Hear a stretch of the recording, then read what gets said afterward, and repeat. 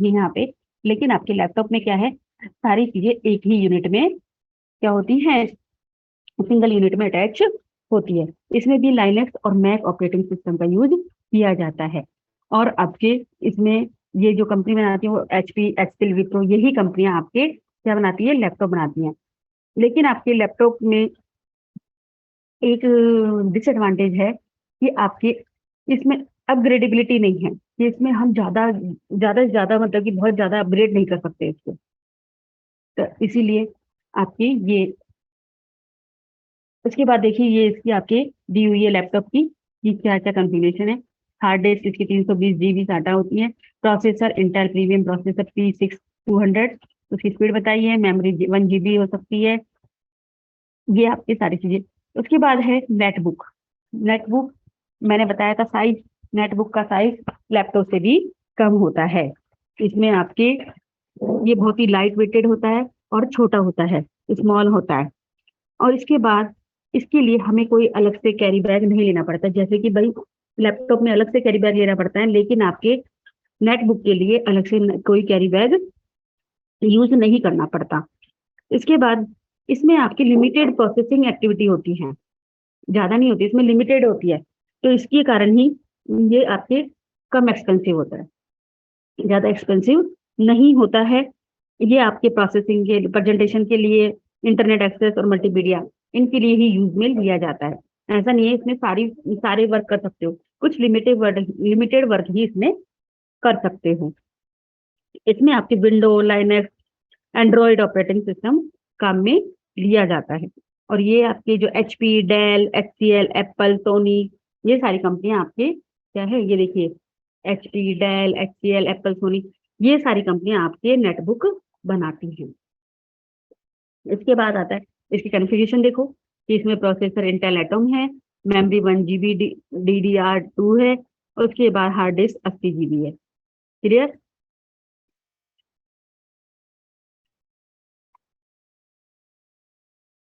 इसके बाद आता है table PC, tablet PC, tablet PC आपके, देखो टैबलेट पीसी भी आपकी छोटा सा होता है। इसमें एक और एडवांटेज होता है कि ये आपके क्या है, टच स्क्रीन होती है इसमें। इसमें हम डाटा को इनपुट कराने के लिए क्या है, टच स्क्रीन होती है। तो टच स्क्रीन के थ्रू हम इसमें क्या कर सकते हैं, डाटा इनपुट करवा सकते हैं। और इसमें GPS सिस्टम भी इसके साथ वर्क करता है। GPS यानी कि आपके ग्लोबल पोजिशनिंग सिस्टम।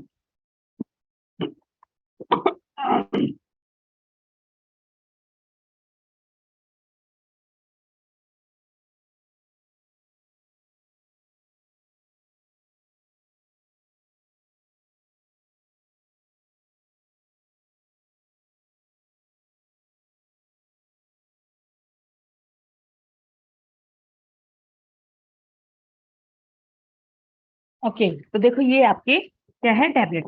टैबलेट आपकी छोटा है, इसमें टच स्क्रीन है, और आपके टच स्क्रीन से इसमें क्या डाल सकते हो, इनपुट डाल सकते हो।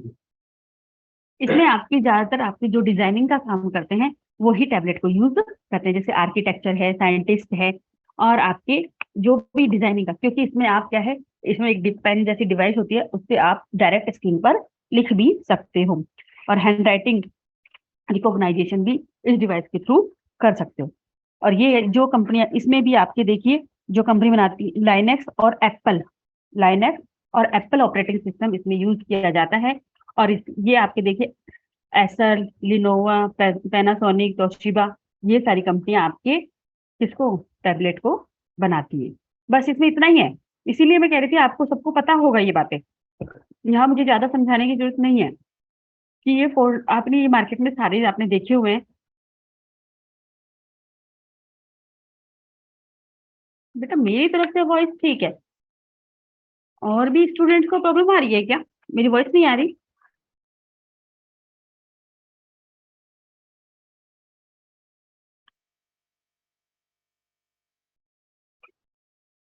बेटा जिस, मैम वॉइस क्लियर है। क्लियर है ना? ओके। Yes ma'am. ओके, बेटा जिसको नहीं आ रही ना, please check your internet connection. क्या पता आपकी ही कुछ नेटवर्क में इशू हो। भारत प्लीज आपने चेक करो। देखिए सब सब ओके कह रहे हैं, सबको कोई। हाँ यस, मैं भी यही कह रही हूँ कि मे बी आपको नेटवर्क इशू हो, जिसको आवाज नहीं आ रही है। क्लियर।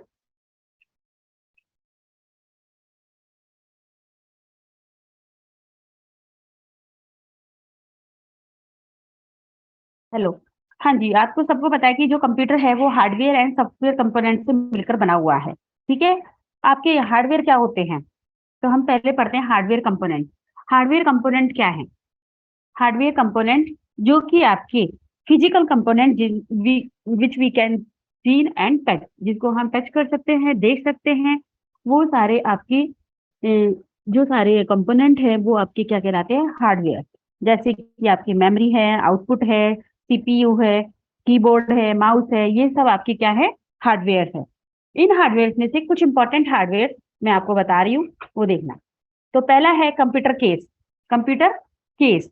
कंप्यूटर केस क्या है? कंप्यूटर केस आपके जो भी कंप्यूटर की सर्किटरी होती है, जो भी पूरा सर्किट होता है, उसको कवर करके रखता है। इसे हम कंप्यूटर या कंप्यूटर चेसिस भी कह सकते हैं, या कैबिनेट बॉक्स भी कह सकते हैं। आपने देखा होगा ना, जिसे और नॉर्मली हम उसे क्या कहते हैं? सीपीयू। जो डेस्कटॉप के साथ आता है, तो जैसे सीपीयू कहते हैं, वो एक्चुअल में क्या होता है? कंप्यूटर केस होता है, जिसमें आपके CPU, motherboard, RAM, power supply unit, सब कुछ उसके अंदर कवर्ड होता है, उसके अंदर आपके फिक्स होता है। तो आपके ये कंप्यूटर जो कंप्यूटर केस है, इसी में आपके कुछ कनेक्टर्स और पोर्ट्स होते हैं, जिससे कि हम other input output device connect कर सकते हैं। और आपके एटीएक्स। एटीएक्स एक मोस्ट मोस्ट पॉपुलर फॉर्म है, जो कि आपके डेस्कटॉप कंप्यूटर के साथ आपके ये जो कंप्यूटर केस है वो बनाता है, या उसका यूज किया जाता है। दूसरा है CPU, central processing unit. Central processing unit मैंने आपके फर्स्ट यूनिट में भी, फर्स्ट चैप्टर में भी पढ़ाया था। तो सीपीयू क्या? सेंट्रल प्रोसेसिंग यूनिट, इसे आपके ब्रेन ऑफ कंप्यूटर भी कहते हैं। ये आपके टू पार्ट से मिलकर बना है, ALU and CU. See ALU यानी arithmetic logic unit, CU and यानी कि आपके control unit. ALU arithmetic logic unit, इसमें आपके जो भी आपकी लॉजिकली और अर्थमेटिकली जो कैलकुलेशन होती है, या जो भी आपकी क्वेरी होती है, उनको जो सॉल्व करता है वो कौन करता है? आपके एएलयू। और सीयू का क्या काम है? इसमें सीयू आपके जो भी क्वेरी है, जो भी फंक्शंस आपके कंप्यूटर के अंदर चल रहे हैं, उन सबको मैनेज करता है, उनको कोऑर्डिनेट करता है, वो आपके करता है सीयू। क्लियर। तो ये था सीपीयू। देन एक और हार्डवेयर है, हार्डवेयर है आपका मदरबोर्ड। जब आपकी कभी आपने अगर लैपटॉप या कंप्यूटर को खुला हुआ देखा हो, पीछे उसमें एक बोर्ड होता है, उस कलरफुल प्रिंटेड सा बोर्ड होता है। उस बोर्ड पर आपके बहुत सारी क्या होते हैं? बहुत सारे एलिमेंट्स फिक्स होते हैं, और बहुत सारी वायर्स होती है। वही आपके कहलाता है मदरबोर्ड। ये देखिए, यहाँ भी पिक्चर दिखाई है, दिख रही है पिक्चर? इस तरह का कुछ आपको दिखाई देता है, जब आपने कभी भी अपने लैपटॉप या कंप्यूटर को खुले हुए देखा होगा। तो ये आपके होता है मदरबोर्ड। मदरबोर्ड पर आपके क्या है? बहुत सारी डिवाइसेस होती हैं, बहुत सारे कंपोनेंट कनेक्टेड होते हैं, जिससे कि ये आपके जो कनेक्टेड होते हैं, ये इस मदरबोर्ड पे एक इंटरफेस के प्लेटफॉर्म का काम करता है, जिससे कि सारे कंपोनेंट आपस में एक दूसरे से इंटरेक्ट कर सके, एक दूसरे को इंटरेक्ट करते हैं। इसके बाद जो सीपीयू है और इनपुट आउटपुट डिवाइस और मेमोरी, इन सब के बीच में इंटरेक्शन या कम्युनिकेशन का भी काम करता है मदरबोर्ड। अब मदरबोर्ड के देखिए, वैसे तो बहुत सारे एलिमेंट्स होते हैं इसमें, लेकिन कुछ मेन इंपॉर्टेंट एलिमेंट का यहाँ पे डिस्क्रिप्शन दिया है, देखिए। पहला है आपके एटीएक्स पावर कनेक्टर। एटीएक्स की फुल फॉर्म आपके देखिए, एडवांस टेक्नोलॉजी एक्सटेंडेड। इस कनेक्टर के थ्रू हम हमारी पावर सप्लाई को मदरबोर्ड से कनेक्ट कर सकते हैं। दूसरा है आपके देखिए AGP float, accelerated graphic port. इससे हम आपके मदरबोर्ड पर वीडियो कार्ड अटैच कर सकते हैं।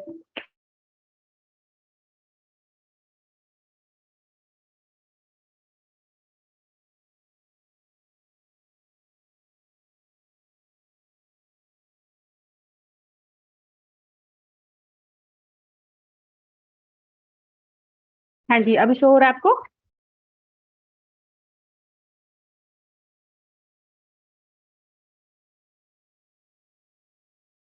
ओके, चलिए हम कंटिन्यू करते हैं।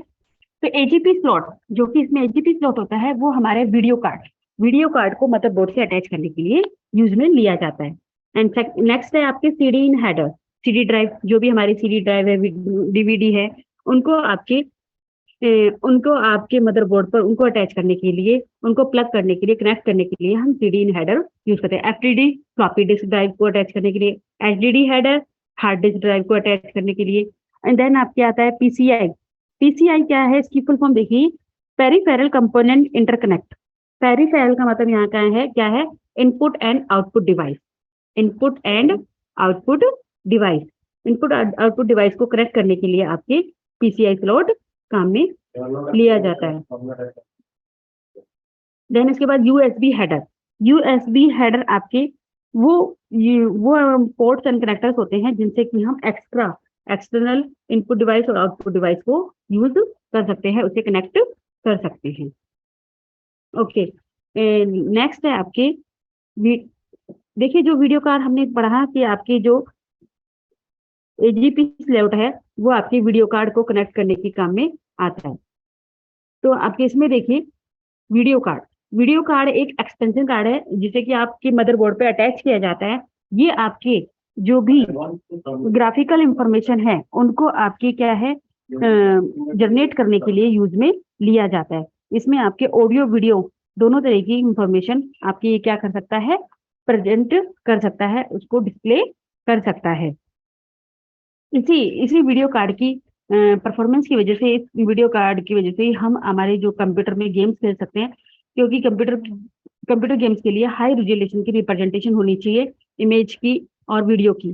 तो अगर ये वीडियो कार्ड हाई रेजोल्यूशन का होता है, देन आपके क्या है, कंप्यूटर पर गेम्स खेल सकते हो और आप क्या कर सकते हो, कोई भी जो भी इमेज है उसे आप क्लियरली देख सकते हो। उसके बाद आपके नेक्स्ट देखिए, ये तो थे आपके टाइप, मदरबोर्ड हो गया, आपके हार्डवेयर डिवाइस। देन आपके अब आती हैं software device, software component. Hardware component में आपने एक पढ़ा कंप्यूटर केस, एक आपके central processor unit and motherboard, ये 3 आपने, और वीडियो कार्ड, 4 आपने हार्डवेयर डिवाइस पढ़ी जो कि इंपॉर्टेंट थी। वैसे तो बहुत सारी है हार्डवेयर डिवाइस में, माउस भी है, कीबोर्ड भी है, डिस्प्ले, जो कि आप पहले प्रीवियस चैप्टर में पढ़ चुके हो। अब आते हैं आपके सॉफ्टवेयर कंपोनेंट। सॉफ्टवेयर कंपोनेंट कौन कौन से होते हैं? पहली बात तो सॉफ्टवेयर क्या होते हैं? हार्डवेयर तो वो हो गए जिन्हें कि हम टच कर सकते हैं और देख सकते हैं, लेकिन hardware, software is a set of instructions written in a programming language to solve a particular problem. ये एक पर्टिकुलर प्रॉब्लम में, एक पर्टिकुलर लैंग्वेज में आपके किसी पर्टिकुलर प्रॉब्लम को सॉल्व करने के लिए जो सेट ऑफ इंस्ट्रक्शन लिखे हैं वो आपके क्या कहलाते हैं? सॉफ्टवेयर कहलाते हैं।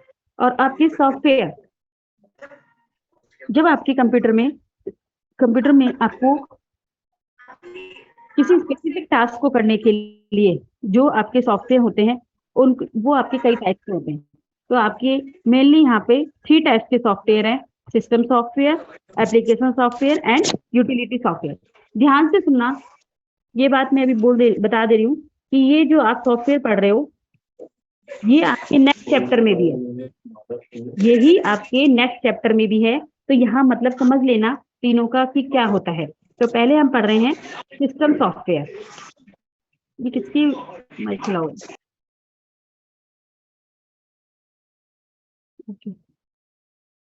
सिस्टम सॉफ्टवेयर, देखो 3 टाइप के सॉफ्टवेयर है, system software, application software and utility software.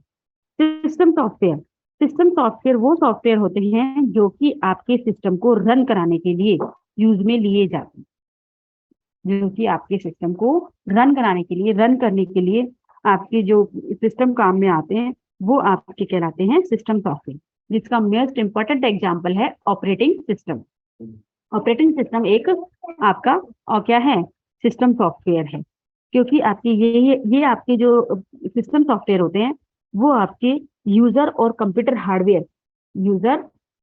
Hardware के बीच में इंटरमीडिएट का काम करते हैं, इंटरफेस का काम करते हैं।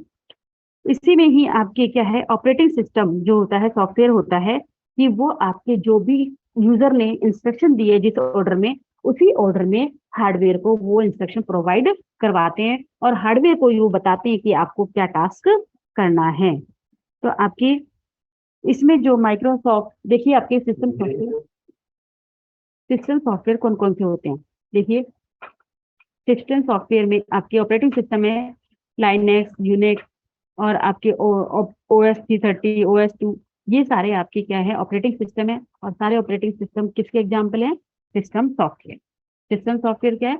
जो कि सिस्टम को रन करने में या प्रोग्राम को एग्जीक्यूट करने में आपकी हेल्प करते हैं, वो होते हैं आपके सिस्टम सॉफ्टवेयर। क्लियर? देन आपके आते हैं एप्लीकेशन सॉफ्टवेयर। एप्लीकेशन सॉफ्टवेयर कौन सी है? देखिए, हाँ जी, एप्लीकेशन सॉफ्टवेयर वो सॉफ्टवेयर हैं जो किसी स्पेसिफिक एप्लीकेशन पे ऑपरेशन परफॉर्म करने के लिए यूज में लिए जाते हैं। गुरु प्रसाद, क्या बात है बेटा? नहीं पढ़ने का मन? तो आपके एप्लीकेशन सॉफ्टवेयर में क्या होता है कि कोई पर्टिकुलर एप्लीकेशन है, उस एप्लीकेशन में कोई टास्क करना है, उस एप्लीकेशन में उस टास्क को परफॉर्म करने के लिए जो सॉफ्टवेयर काम में लेते हैं वो आपके होते हैं एप्लीकेशन सॉफ्टवेयर। जैसे कि आपके कोई भी एक अकाउंटिंग का सॉफ्टवेयर है, तो अकाउंटिंग के काम करने के लिए जो सॉफ्टवेयर काम में लेते हैं, जैसे कि आपके टैली है, टैली हम केवल अकाउंटिंग का काम कर सकते हैं, उसमें उसमें केवल अकाउंटिंग का ही काम कर सकते हैं। तो इस तरह से एक पर्टिकुलर टास्क को आपके किसी पर्टिकुलर टास्क के लिए जो सॉफ्टवेयर यूज करते हैं वो आपके होते हैं एप्लीकेशन सॉफ्टवेयर। जैसे मीडिया प्लेयर एक क्या है? एप्लीकेशन सॉफ्टवेयर है। ये आपके क्या करता है कि आपकी ये एप्लीकेशन सॉफ्टवेयर ये एप्लीकेशन आपको मल्टीमीडिया फाइल्स को प्ले करने में, उनको सेंड करने में और उसके साथ वर्क करने में आपकी हेल्प करता है। अगर आपके कंप्यूटर में मीडिया प्लेयर नहीं है, मीडिया प्लेयर नाम का सॉफ्टवेयर नहीं है, तो आप कोई भी ऑडियो वीडियो अपने कंप्यूटर में नहीं चला सकते। तो आपके इस एप्लीकेशन सॉफ्टवेयर का क्या काम है कि आपके वो कोई भी ऑडियो या कोई भी वीडियो है उसे आप क्या कर सकते हो? रन करवा सकते हो। तो ये आपके क्या था? इसमें आपके डिफरेंट टाइप के फॉर्मेट होते हैं, जिसमें कि आपके जो ऑडियो वीडियो है उन्हें हम सेव करके रख सकते हैं, जैसे कि MP2, MP3, वेव, वरना ये सारे आपके क्या है? वीडियो फाइल फॉर्मेट हैं, ऑडियो फाइल फॉर्मेट। ये ऑडियो फाइल फॉर्मेट, देन आपके MPG, मूव, RM, ये आपके क्या है? Video file format. कुछ फाइल फॉर्मेट दिखाए हैं। ये एप्लीकेशन सॉफ्टवेयर, ये आपके जो किसी पर्टिकुलर टास्क को करने के लिए काम में आते हैं। कैलकुलेटर है, कैलकुलेटर भी एक आपके क्या है? Application software. इसमें आप ओनली इस सॉफ्टवेयर पे आप ओनली कैलकुलेशन कर सकते हो। ओनली क्या कर सकते हो? कैलकुलेशन कर सकते हो, जैसे कि आप एक कैलकुलेटर पे करते हो। तो ये आपकी क्या है कि आप अब इसके बाद देखो वर्ड प्रोसेसर पे आप केवल क्या कर सकते हो? डॉक्यूमेंटेशन कर सकते हो। स्प्रेडशीट पे आप क्या कर सकते हो? टेबल बना सकते हो, कैलकुलेशन कर सकते हो। तो आप देख रहे हो यहाँ पे हर एक एप्लीकेशन सॉफ्टवेयर का अपना काम है, एक अपना स्पेसिफिक वर्क है, टास्क है। तो एप्लीकेशन सॉफ्टवेयर क्या कहता है कि एक स्पेसिफिक टास्क को परफॉर्म करने के लिए जो सॉफ्टवेयर यूज करते हैं वो एप्लीकेशन सॉफ्टवेयर होते हैं। देखो, अकाउंटिंग सॉफ्टवेयर है तो केवल अकाउंटिंग का काम करेगा, गेम्स वाला है तो गेम्स का काम करेगा, ग्राफिक्स सॉफ्टवेयर केवल ग्राफिक्स में काम आएगा। क्लियर? इसके बाद नेक्स्ट है आपके यूटिलिटी सॉफ्टवेयर। ध्यान रखना, ये आपके नेक्स्ट चैप्टर में भी है, मैं वहां नहीं रिपीट करूंगी। System software, application software and utility software, तीनों सॉफ्टवेयर ये एज इट इज टॉपिक आपके नेक्स्ट चैप्टर में भी है, वहां मैं रिपीट नहीं करूंगी। क्लियर? तो आपके यूटिलिटी सॉफ्टवेयर, अब यूटिलिटी क्या है? देखो, सिस्टम था जो सिस्टम को रन करवाने के लिए यूज में आता था, एप्लीकेशन जो पर्टिकुलर टास्क को करवाने में हेल्प करता है। तो आपके ये यूटिलिटी सॉफ्टवेयर क्या करता है? यूटिलिटी सॉफ्टवेयर आपके जो भी कंप्यूटर है उस कंप्यूटर को मेंटेन करने के लिए और जो भी उस कंप्यूटर में टास्क हो रहे हैं उन टास्क को परफॉर्म करने में, उसको रनिंग रूटीन को, जो टास्क चल रहे हैं उस रूटीन को फॉलो करने में, आपके मेंटेन करने में आपकी हेल्प करता है कि आपका कंप्यूटर सही से वर्क करे। अगर कोई प्रॉब्लम है तो उस प्रॉब्लम को सॉल्व करे, उसके लिए हम यूटिलिटी सॉफ्टवेयर काम में लेते हैं। क्लियर? कि आपके ये मैनेज करता है, एनालाइज करता है कंप्यूटर को कि आपकी कंप्यूटर में क्या प्रॉब्लम है, देन उसके बाद उसको सॉल्व करता है, मैनेज करता है। ये सब कि आपके कंप्यूटर को मेंटेन करता है कि कंप्यूटर में कोई इश्यू तो नहीं है, अगर कोई इश्यू है तो उसको सॉल्व करता है। तो ये होते हैं यूटिलिटी सॉफ्टवेयर। तो यूटिलिटी सॉफ्टवेयर आपके कौन कौन से हो सकते हैं? देखो, एक तो आप क्या कहते हैं, देखिए यहाँ पे बताएं यूटिलिटी सॉफ्टवेयर के क्या क्या काम हो सकते हैं। फॉर्मेटिंग ड्राइव, फॉर्मेटिंग ड्राइव उसके बाद आपके स्कैनिंग सिस्टम फॉर वायरस, कि आपके सिस्टम में कोई वायरस तो नहीं है, उसको स्कैन करता है। आपकी मेमोरी में कितना स्पेस अवेलेबल है उसको देखता है। आपकी मेमोरी में हार्ड डिस्क में कितना स्पेस है उसको चेक करता है। फाइल कोई सर्च करनी है उसको करता है, और बैकअप लेके रखता है। तो ये सारे काम आपके कौन करता है? Utility software. जो आप देख पा रहे हो, ये कोई टास्क नहीं है, मतलब कोई फंक्शन नहीं कर रहा। ये कंप्यूटर को क्या कर रहा है? कंप्यूटर को सही से वर्क कर पाए, जो उसके लिए आपकी ये हेल्प करता है कंप्यूटर को। क्लियर? तो ये थे आपके utility utility software. Yes, utility software आपके कंप्यूटर पे जो भी काम चल रहा है, उस जो भी टास्क रनिंग में है उनको कंप्लीट करने में उसकी हेल्प करता है। उसको मेंटेन करने कंप्यूटर में जितना भी वर्क हो रहे हैं, जितने भी टास्क हो रहे हैं, उनको मेंटेन करने में उसकी हेल्प करता है। एक हेल्पिंग सॉफ्टवेयर है। Utility software is a helping software, कि आपके कंप्यूटर अपना काम सही से कर पाए। उसके लिए हमें बहुत सारे यूटिलिटी सॉफ्टवेयर, जैसे कि आपको मैंने बताया एंटीवायरस। एंटीवायरस एक यूटिलिटी सॉफ्टवेयर है। वो क्या करता है कि आपके कंप्यूटर में कोई भी वायरस ना आ जाए तो उसको चेक करता है और उसको रिमूव करता है। तो ये यूटिलिटी सॉफ्टवेयर हुआ। ये आपके उसने क्या करा, उसने कि आपकी जो भी आपके क्या था, वायरस था, उसको रिमूव कर दिया, जिससे कि हमारा कंप्यूटर सही से वर्क कर सके। क्लियर? इसके बाद ये तो फंक्शन थे यूटिलिटी सॉफ्टवेयर के। देन आपके आते हैं कि कौन कौन से होते हैं यूटिलिटी सॉफ्टवेयर। यहाँ देखिए बहुत सारे यूटिलिटी सॉफ्टवेयर दिए, आपको समझ में आ जाएगा। Disk checker, system restore. अब देखो सिस्टम रिस्टोर जो सॉफ्टवेयर है, वो कैसे यूटिलिटी, भाई वो आपके, अगर मान लीजिए आप कोई भी फंक्शन कर रहे हो, कोई भी काम, तो वो आपका कंप्यूटर खराब हो गया, किसी भी रीजन से आपका कंप्यूटर में से वो सॉफ्टवेयर डिस्ट्रॉय हो गया, या वो कोई पर्टिकुलर काम आपका डिस्ट्रॉय हो गया। अगर आपका सिस्टम बैकअप सिस्टम है, या रिस्टोर वाला सिस्टम है, सॉफ्टवेयर आप में आपके इसमें कंप्यूटर में है, तो आपका जो डाटा लॉस हो गया था उसका हम जब अगर बैकअप सिस्टम है तो उसको हम रिस्टोर कर सकते हैं। तो देख रहे हो ना आप कि किस तरह से यूटिलिटी सॉफ्टवेयर आपके कंप्यूटर के काम को सही से करने में हेल्प करता है। तो ये देखिए यहाँ पे disk checker, system restore, disk fragmentation, disk management, backup, antivirus, disk cleaner, network utility, data comparison. तो ये सारे आपके यूटिलिटी सॉफ्टवेयर हैं। इनमें से कुछ इंपॉर्टेंट है जो कि हम यहाँ पे पढ़ेंगे। ये तो बहुत सारे हैं, कुछ इंपॉर्टेंट यहाँ हम पढ़ेंगे। तो फर्स्ट आपके 1 मिनट, सुधा बेटा अपना नेटवर्क चेक करो। बेटा मेरी आवाज सबको सुनाई दे रही है? हाँ जी। तो पहला आपकी यूटिलिटी सॉफ्टवेयर जो कि हम पढ़ेंगे वो है डिस्क चेकर। क्या है? Disc checker. डिस्क चेकर क्या कहता है? डिस्क चेकर का क्या वर्क है कि आपके डिस्क चेकर का का यूज हम वहां करते हैं कि डिस्क, कोई भी डिस्क है, हार्ड डिस्क है आपकी, फ्लॉपी डिस्क है, जो भी डिस्क है, वो आपके उसमें कोई डिफेक्ट ना हो, कोई डैमेज ना हो, उनसे फ्री रखने के लिए, कि हमारे डिस्क में कोई डैमेज ना आए, उसमें कोई आपकी क्या हो, कोई भी डिफिकल्टी ना आए, कोई डिफेक्ट ना आए, उसके लिए हम डिस्क चेकर का यूज करते हैं। Disk checker is use to check integrity of the hard disk. Hard disk की इंटीग्रिटी यानी कि उसकी क्वालिटी को मेंटेन करे रखने के लिए हम किसका यूज करते हैं? डिस्क चेकर का, कि उसमें कोई डैमेज तो नहीं आ गया है, या उसमें कोई डिफेक्ट तो नहीं आ गया है। इन सब चीजों को चेक करने के लिए हम जिस सॉफ्टवेयर का यूज करते हैं वो होता है डिस्क चेकर, जिसके लिए कमांड होती है, ये देखिए आपकी कमांड है CHKDSK। CHKDSK कमांड है जो कि आपके डिस्क चेकर। क्लियर? यहाँ देखो आपके, यहाँ जितने भी सॉफ्टवेयर पढ़ाऊंगी अभी यूटिलिटी सॉफ्टवेयर, सबके लिए यहाँ पे ये दी होंगी कि किस तरह से आप कंप्यूटर पे अपनी इस सॉफ्टवेयर को रन करवा सकते हो। तो ये मैं आपको नहीं बताऊंगी, क्योंकि यहाँ देखो आप पढ़ के देख सकते हो कि आप कैसे डबल क्लिक करेंगे माई कंप्यूटर पे, देन आपके प्रॉपर्टी पे क्लिक करोगे, टूल आएगा, टूल में आप under checking, then check now, then dialog box आएगा, चेक डिस्क ऑप्शन। तो ये सब चीजें आप क्या है, खुद अपने कंप्यूटर पे पढ़ पढ़ के कर सकते हो।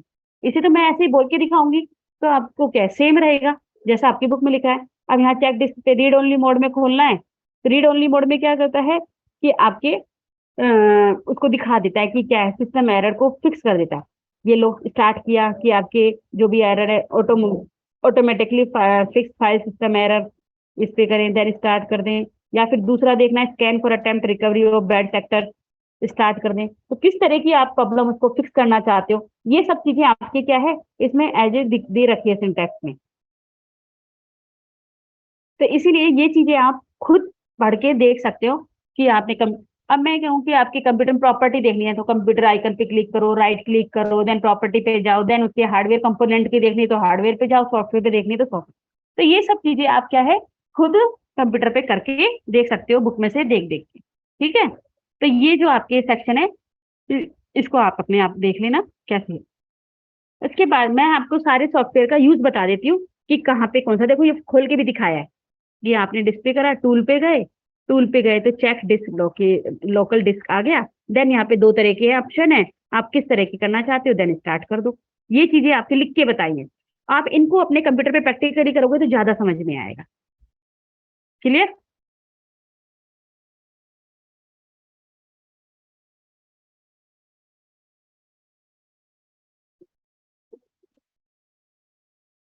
उसके बाद आपके देखिए एक चेक, ये हो गई आपके डिस्क चेकर। डिस्क चेकर के बाद आपके है सिस्टम रिसोर्स, सिस्टम रिस्टोर, कि आपके सिस्टम रिस्टोर, ये देखिए चेक डिस्क हो गई, सिस्टम रिस्टोर।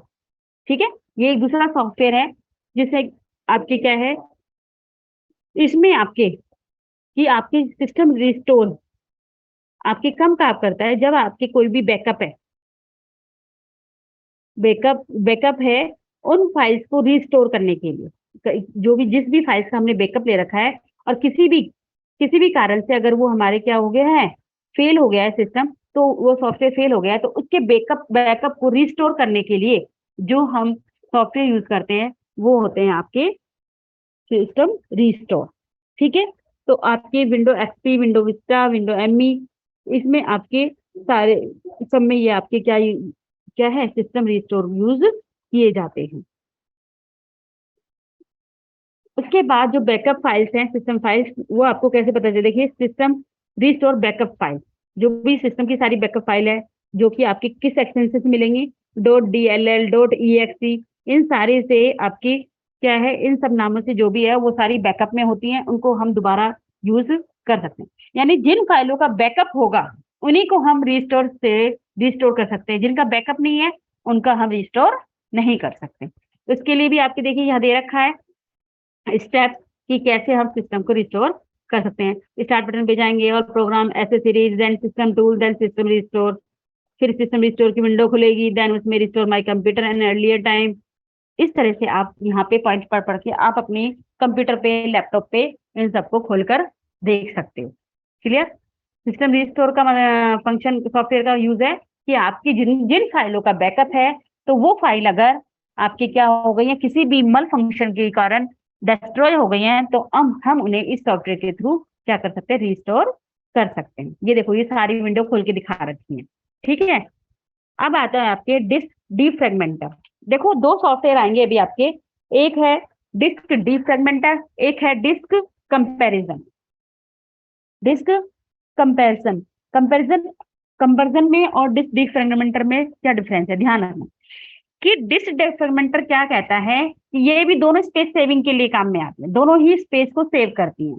आपके हार्ड डिस्क पर जो भी डिस्क ड्राइव है उसमें आपके स्पेस सेविंग के लिए जो सॉफ्टवेयर है वो आपके डिस्क डीफ्रेगमेंटर और आपके डिस्क कंप्रेशन। तो आपके डिस्क फ्रेगमेंटर क्या कहता है, जो आपके डिस्क में फाइलें हैं उन फाइल को रीअरेंज कर देना, रीअरेंज करके स्पेस को क्या करना, प्रोवाइड करवाना। और जैसे कि आपके एक तो है कि, और दूसरा है डिस्क कंपैरिजन।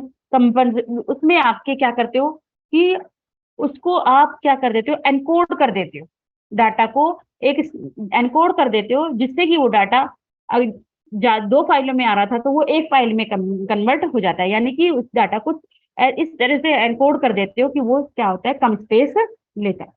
एक तो फाइलों को रीअरेंज करता है, डिस्क फ्रेगमेंट डीफ्रेगमेंटर क्या करता है कि फाइलों को रीअरेंज करना, कि वो फाइलों को तरीके से लगा देता है, कंटिन्यूअसली लगा देता है, तो वो आपकी स्पेस की सेविंग होती है। और डिस्क कंपैरिजन क्या कहता है कि आपकी उसको क्या करना, कि ऐसे डिकोड कर देना जिससे कि वो स्पेस को कम ले, कम स्पेस ऑक्युपाइड करे डिस्क। जैसे कि उस डिस्क कंपैरिजन के लिए आपसे जिप और अनजिप वर्ड सुना है ना, जिप और अनजिप। हम अपने फाइल को क्या कर देते हैं, जिप कर देते हैं। जिप का मतलब कि आपकी बड़ी फाइल होती है, कभी कभी देखा है आपने कि जब बड़ी फाइल होती है तो हम मेल करते हैं तो वो नहीं होती है मेल, क्योंकि वो आपके बहुत सारा स्पेस एक्वायर करती है।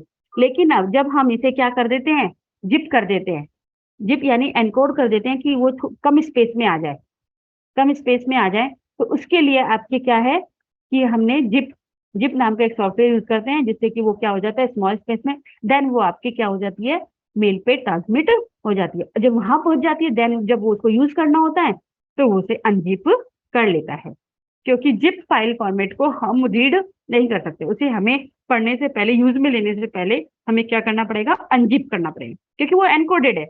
जब भी तो वो स्मॉल स्पेस में आ गई। तो ये आपके एक यूटिलिटी सॉफ्टवेयर था। इसमें बताया है कि कैसे आप क्या कर सकते हैं, किसी फाइल को जिप कर सकते हो। राइट क्लिक करो, विनजिप, और विनजिप करके add to zip file, create zip file. आपकी किसी भी फाइल की जिप फाइल क्रिएट हो जाएगी। जिप फाइल मतलब उसकी एनकोडेड फाइल। और जब आपको उसको अनजिप करना हो, राइट क्लिक करो, एक्सट्रैक्ट करो, अनजिप हो जाएगा। क्लियर? तो ये थी आपके, ये कभी कभी शॉर्ट नोट में आ जाता है, ये डिस्क डिफ्रेगमेंटर क्या होता है, डिस्क कंपैरिजन क्या होता है। ठीक है। उसके बाद आपके एक और आता है डिस्क मैनेजमेंट। सिंपल इसी से रिलेटेड ही है डिस्क मैनेजमेंट, कि आपके जो भी डिस्क में स्पेस होता है, पार्टीशन होते हैं, उन सब पार्टीशंस को क्या करना, मैनेज करना, जिससे कि आपकी डिस्क सही से अच्छे से काम कर पाए, उसका जो स्पीड है वो बढ़ जाए। और आपकी उसकी उसमें जो फॉर्मेटिंग करते हैं, कई बार हम डिस्क फॉर्मेट करते हैं, कि आपके डिस्क फॉर्मेट से क्या हो जाता है आपके, कि जो भी आपकी स्पेस है वो आपके क्या हो जाता है, स्पेस आ जाता है, हमारे जो भी ज्यादा स्पेस होता है वो अवेलेबल हो जाता है। तो डिस्क को मैनेज करने के लिए जो भी आपकी वर्क करता है, जो भी आपके इसमें पोर्शंस डिवाइडेड हैं, उनको कंट्रोल करने के लिए आपके डिस्क मैनेजमेंट सॉफ्टवेयर का यूज किया जाता है। तो ये भी आपकी एक यूटिलिटी सॉफ्टवेयर है, ये बताया कैसे करें। ठीक है। तो यहाँ थे ये कौन से यूटिलिटी सॉफ्टवेयर। आपने टू टाइप्स के सॉफ्टवेयर पढ़े, एक आपके सिस्टम सॉफ्टवेयर, एक है और दूसरा आपके, हाँ तीन टाइप के थे, सिस्टम सॉफ्टवेयर, एप्लीकेशन सॉफ्टवेयर और यूटिलिटी सॉफ्टवेयर। सिस्टम सॉफ्टवेयर जो सिस्टम को रन कराने के लिए यूज कर होते हैं, एप्लीकेशन जो किसी पर्टिकुलर टास्क के लिए उसके फंक्शंस को परफॉर्म करने के लिए यूज होते हैं, एंड देन यूटिलिटी कंप्यूटर को मेंटेन करने के लिए, उसका वर्क प्रॉपर काम करे, इसके लिए जो हम यूज करते हैं वो होते हैं यूटिलिटी। क्लियर? तो यहाँ थे आपने पढ़े hardware component and software component. अब एक एक और टर्म आती है डेस्कटॉप। डेस्कटॉप भी आपको पता है, सिंपली जब हम कंप्यूटर ऑन करते हैं तो सबसे पहले जो फर्स्ट स्क्रीन हमारे सामने आती है वो आपके होती है डेस्कटॉप। ठीक है। डेस्कटॉप, डेस्कटॉप से सब नोन है, वो आपको जीयूआई इंटरफेस, जीयूआई मतलब ग्राफिकल यूजर इंटरफेस प्रोवाइड करवाती है। इट मीन्स इस पे हम क्या है, माउस पे क्लिक और डबल क्लिक के थ्रू हम कोई भी प्रोसेस कर सकते हैं। इसमें आपके जो आइकन्स है, इस पर आपके डेस्कटॉप पर आइकन्स होते हैं, फाइल्स होती हैं, फोल्डर्स होते हैं, ये सब चीजें आपके, और इमेजेस होती हैं, ये सब चीजें आपके इस पे डेस्कटॉप पे होती हैं। आपके डेस्कटॉप को चार पार्ट में डिवाइड किया है। आपके जो भी डेस्कटॉप है उस डेस्कटॉप को चार पार्ट में डिवाइड किया है। पहला है आपके माई कंप्यूटर, दूसरा माई डॉक्यूमेंट, एंड तीसरा आपके, तीसरा आपके रिसाइकल बिन, एंड फोर्थ है आपके टास्क बार। हाँ 1 मिनट वेट। हाँ ज्ञानेंद्र आप बोलिए, बहुत देर से हैंड रेज है।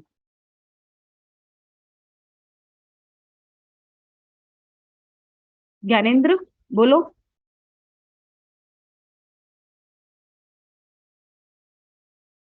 हेलो ज्ञानेंद्र, आप कुछ कहना चाहते हैं?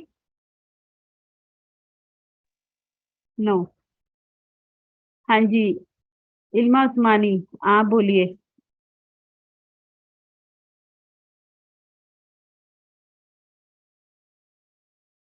बेटा कोई प्रॉब्लम है? आपने हैंड रेज किया है तो बताइए क्या प्रॉब्लम है, आपको कुछ पूछना है? No? Okay.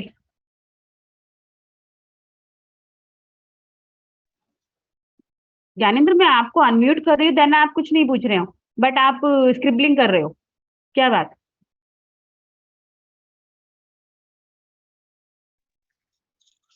Hello Gyanendra,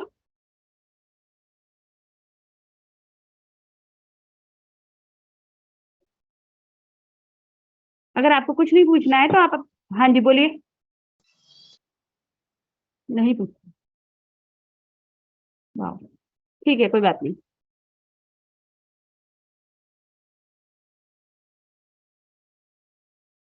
okay, तो आपके जो डेस्कटॉप है उसको हमने मेन 4 पार्ट में डिवाइड किया है। तो फर्स्ट आपके my computer, second my document, third recycle bin and fourth task बार।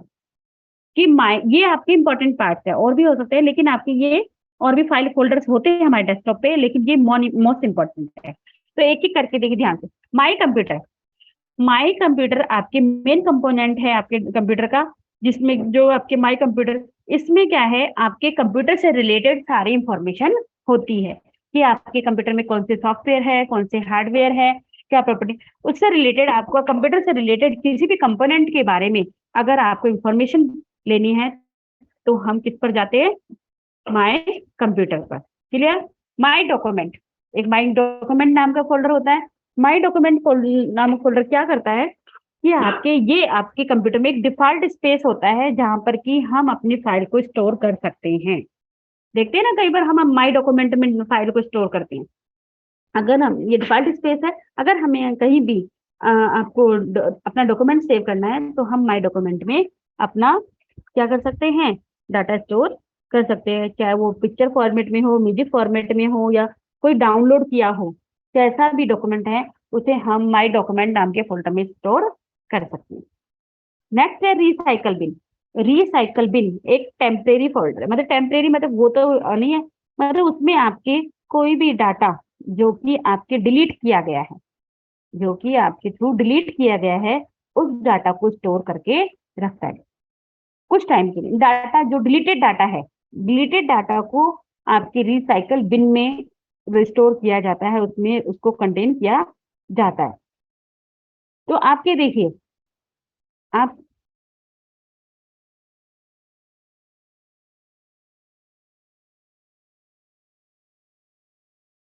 जो रिसाइकल बिन है, आप एग्जांपल समझिए कि अगर आपने कोई आइटम डिलीट किया तो और उसमें आपके एक ऑप्शन आता है रिसाइकल बिन में डालना है या नहीं। अगर आपने रिसाइकल बिन में उसको डाल कहा कि हाँ रिसाइकल बिन में डाल दो, देन तो आपके क्या है कि वो रिसाइकल बिन में चला जाएगा। कई बार हम डिलीट करते हैं और हमने वहां पे नो ऑप्शन कर दिया, रिसाइकल बिन में नहीं डालना, डिलीट। तो दोनों में क्या डिफरेंस है कि जब आप रिसाइकल बिन में डालते हो तो इट मीन्स आपका वो डाटा कंप्यूटर पे अभी भी रहता है। कहाँ पे रहता है? रिसाइकल बिन में। और उसे इन फ्यूचर अगर आपको कभी जरूरत पड़ती है तो दोबारा रिस्टोर कर सकते हो जहां से आपने डिलीट किया था। लेकिन यदि आपने रिसाइकल बिन में डाटा नहीं डाला है, देन आप क्या है, डाटा को दोबारा रिस्टोर नहीं कर सकते। क्लियर? उसके बाद लास्ट है आपका टास्क बार। टास्क बार क्या कहता है? टास्क बार आपके नीचे वो एक हॉरिजॉन्टल लाइन होती है, देखिए आप सबने डेस्कटॉप पे, ये देखो सबसे नीचे दिख भी रही होगी यहाँ पे, सबसे नीचे होती है जिसपे स्टार्ट बटन होता है, हॉरिजॉन्टल लाइन, वो आपकी कहलाती है टास्क बार। इस पे स्टार्ट बटन होता है सबसे पहले टास्क बार पर, जिससे कि हम कोई भी मेन्यू स्टार्ट कर सकते हैं। उसके बाद इसी टास्क बार पर वो एप्लीकेशन या डॉक्यूमेंट या फोल्डर भी शो होते हैं जो कि आपके करंटली ओपन होते हैं, जो करंटली ओपन होते हैं वो भी आपके इसमें शो होते हैं। उसके बाद आपके यहाँ पे क्लॉक होती है, और भी कई चीजें होती हैं जो कि आप यहाँ से देख सकते हो। डेट है, क्लॉक है, आपके किसी जो भी आपके सॉफ्टवेयर जो आप यूज कर रहे हो उसका स्टेटस दिखाते हैं, जैसे कि आपके नेटवर्क का क्या स्टेटस है, आपकी वॉल्यूम कितनी है। तो इस तरह की जो भी आपके एलिमेंट्स हैं उनका स्टेटस आपके टास्क बार पर शो होता है। तो ये 4 मोस्ट इंपॉर्टेंट एलिमेंट थे आपके। एक था आपके माई कंप्यूटर, एक माई डॉक्यूमेंट, एक recycle bin and taskbar. Clear?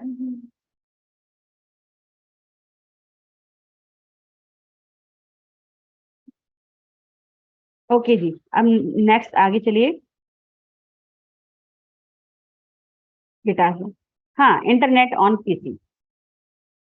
देखिए, जो आज हम इंटरनेट यूज कर रहे हैं, इंटरनेट, नेट कनेक्शन, सब नोन है इससे, सबको पता है इसका मतलब कि आपके जब एक हमारे कंप्यूटर, पर्सनल कंप्यूटर पे काम करना है देन कुछ कोई बात नहीं, हम बिना नेटवर्क के। लेकिन जब हमें दूसरे कंप्यूटर से भी एक्सेस करना है, दूसरे कंप्यूटर के साथ कम्युनिकेशन करना है, देन हमें किसकी, इंटरनेट की आवश्यकता पड़ती है।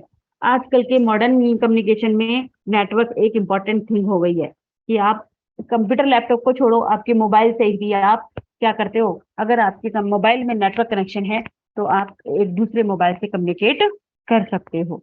तो आपकी कम्युनिकेशन, दो डिवाइस के बीच में कम्युनिकेशन के लिए हमें नेट की जरूरत पड़ती है। तो आपके देखिए, जो नेट है, इंटरनेट है, ये आपके टू टाइप्स के होते हैं। टू टाइप्स के नेटवर्क कनेक्शन है। तो पहला है आपके डायल अप इंटरनेट कनेक्शन। तो देखो, शायद आपने देखा हो या नहीं देखा हो, लेकिन आपके क्या होता था, पहले जब नेटवर्क कनेक्शन लेते थे तो उसके लिए हमें टेलीफोन लाइन का यूज करना पड़ता था। टेलीफोन लाइन, कि आपकी टेलीफोन लाइन होती थी, उसके थ्रू नेटवर्क कनेक्शन क्या होता था, कनेक्टेड होता था। कि आपको जब भी नेटवर्क कनेक्शन लेना होता था तो आप एक टेलीफोन से नंबर डायल करते, डायल, इसीलिए तो इसे कहते हैं डायल अप इंटरनेट कनेक्शन। तो वो आपने डायल किया, देन वो आईएसपी के पास जाता था रिक्वेस्ट, और वो आपको कनेक्शन प्रोवाइड करवाता। तो इंटरनेट सर्विस प्रोवाइडर आईएसपी के पास आपकी टेलीफोन लाइन के थ्रू आपके इंटरनेट कनेक्शन होता था, तब आपको इंटरनेट की जो सर्विस है वो आपको प्रोवाइड होती थी। इसकी जो ट्रांसमिशन स्पीड थी बहुत कम थी, स्लो थी, बहुत स्लो थी, क्योंकि ये टेलीफोन के थ्रू कनेक्टेड था। और इसमें एक डिवाइस और है जिसका नाम है मॉडेम। मॉडेम, मॉडेम को भी इसकी जो यहाँ पे इसके मॉडेम की भी रिक्वायरमेंट होती थी। मॉडेम क्या होता है, मॉडेम आपके जो भी नेटवर्क पे जो दो डिवाइस है उनके बीच में यूज की जाती है। क्यों, ये आपके मॉडेम दो वर्ड से मिलके बना है, modulator and demodulator. M O modulator, M O D modular, D modular, D E demodulator. तो दो वर्ड से मिलके बना है modulator and demodulator. Modulator क्या करता है कि आपके जो भी डिजिटल सिग्नल्स हैं उनको एनालॉग सिग्नल्स में कन्वर्ट कर देता है, और डी मॉड्यूलर जो एनालॉग सिग्नल्स है उनको डिजिटल में। मतलब यहाँ कंप्यूटर से जो सिग्नल्स आएगा किसके पास, मॉडेम के पास, वो किस फॉर्मेट में आएगा, आपके डिजिटल फॉर्मेट में। लेकिन जो टेलीफोन लाइन में जो आपके कम्युनिकेशन होता है वो किस फॉर्मेट में होता है, एनालॉग। तो यहाँ से एनालॉग में आया, तो डिजिटल से कन्वर्ट होकर किस में आया, एनालॉग में, तो वो उसे कहते हैं मॉड्यूलर, मॉड्यूलेटर। देन इसके बाद ये एनालॉग सिग्नल्स में सारा ट्रेवलिंग करता है, जब वो रिसीवर के पास पहुंचता है तो रिसीवर के पास वो अब एनालॉग सिग्नल्स को किस में कन्वर्ट करेगा, डिजिटल में, क्योंकि हमारा कंप्यूटर कौन सी लैंग्वेज समझता है, डिजिटल लैंग्वेज। क्लियर? तो डिजिटल लैंग्वेज में ही आपके वो कन्वर्ट करता है। तो इस तरह से आपके मॉड्यूलर और डी मॉडेम का यूज काम करता है।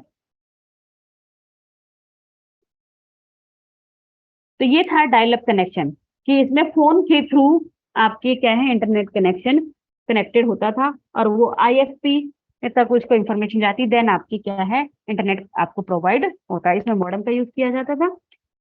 उसके बाद है ब्रॉडबैंड, आप जो यूज करते हैं हम, ब्रॉडबैंड इंटरनेट कनेक्शन। तो ये आपकी ब्रॉडबैंड इंटरनेट कनेक्शन, इसमें कोई भी डायल अप कनेक्शन की तरह कोई टेलीफोन का यूज नहीं किया जाता था, और ये आपकी हाई स्पीड कम्युनिकेशन है। इसमें आपके हाई स्पीड पर डाटा ट्रांसमिट हो सकता है, कम्युनिकेशन हो सकता है। इसमें आपके 256 केबीपीएस, केबीपीएस मतलब किलोबाइट पर सेकंड, एक सेकंड में 256 किलोबाइट डाटा ट्रांसमिट किया जा सकता है, और आपके ये फास्ट है। उसके बाद आपके इसी के थ्रू ब्रॉडबैंड जो आपकी इंटरनेट कनेक्शन है, उसी के थ्रू ही हम अपनी मल्टीमीडिया फाइल को डाउनलोड कर सकते हैं, कंप्यूटर गेम खेल सकते हैं, कोई वीडियो है उसे हम देख सकते हैं और ट्रांसमिट कर सकते हैं ब्रॉडबैंड, क्योंकि इसकी स्पीड कैसी है, फास्ट है। और जबकि आपकी जो डायल अप नेटवर्क था उसकी स्पीड स्लो थी, वहां पर हम ये काम नहीं कर सकते थे। क्लियर? उसके बाद आपके आता है प्रॉक्सी सर्वर। प्रॉक्सी सर्वर, ये लीजिए। प्रॉक्सी सर्वर क्या कहता है? प्रॉक्सी सर्वर देखिए कोई आपके नेटवर्क का टाइप नहीं है एक तरह से ये, लेकिन कंप्यूटर नेटवर्क में काम में लिया जाता है। नेटवर्क के दो ही टाइप थे, आपके डायल अप नेटवर्क और आपके कौन सा, ब्रॉडबैंड इंटरनेट। ये प्रॉक्सी सर्वर आपके एक तरह का प्रोसेस है जो कि आपके कंप्यूटर नेटवर्क में यूज किया जाता है। यहाँ डायग्राम देखो, यहाँ आपके एक PC1, PC2, PC3 और ये आपका वेब सर्वर। ये आप वेब सर्वर वो होता है जो कि आपके क्या है, जो कि इन सभी पीसी को अपनी सर्विसेज प्रोवाइड करवाता है। अब आपके प्रॉक्सी सर्वर इनके बीच में इंटरमीडिएट होता है। इंटरमीडिएट का काम करता है किस किस के बीच में, आपके क्लाइंट और सर्वर के बीच में। क्लाइंट और सर्वर के बीच में इंटरमीडिएट का काम करता है। ये आपके जो भी आपके डाटा कम्युनिकेट होता है क्लाइंट टू सर्वर और सर्वर टू क्लाइंट, उनको क्या करता है, चेक करता है। और चेक कर कर उनको फिल्टर करता है कि कौन सी इंफॉर्मेशन यूजफुल है और आगे जानी चाहिए और कौन सी यूजफुल नहीं है, या कोई आपके वायरस तो नहीं है, या कोई हार्मफुल इंफॉर्मेशन तो नहीं है। इन सबको चेक कौन करता है? Proxy server. प्रॉक्सी सर्वर, अगर आपने क्लाइंट ने इंफॉर्मेशन भेजी और वेब सर्वर तक पहुंचाना, तो पहले यहाँ प्रॉक्सी सर्वर चेक करेगा उस इंफॉर्मेशन को, देन वो आपके वेब सर्वर को पहुंचाएगा। अब वेब सर्वर ने कोई इंफॉर्मेशन दी है तो पीसी पे पहुंचने से पहले प्रॉक्सी सर्वर क्या करता है, उन्हें चेक करता है। तो आपके ये पूरे सिस्टम में आपके जो इंफॉर्मेशन की कम्युनिकेशन होती है तो उसको क्या करता है, चेक करता है। तो इस तरह से ये हमारे कंप्यूटर की परफॉर्मेंस को, नेटवर्क की परफॉर्मेंस को बढ़ा देता है। हाँ जी शोहित बोलिए, क्या कहना चाहते हैं? मैम ये एक जना करता है या इसके लिए टीम लगती है पूरी? प्रॉक्सी सर्वर, जी मैम। प्रॉक्सी सर्वर बेटा एक सॉफ्टवेयर है। ओके क्या मैम?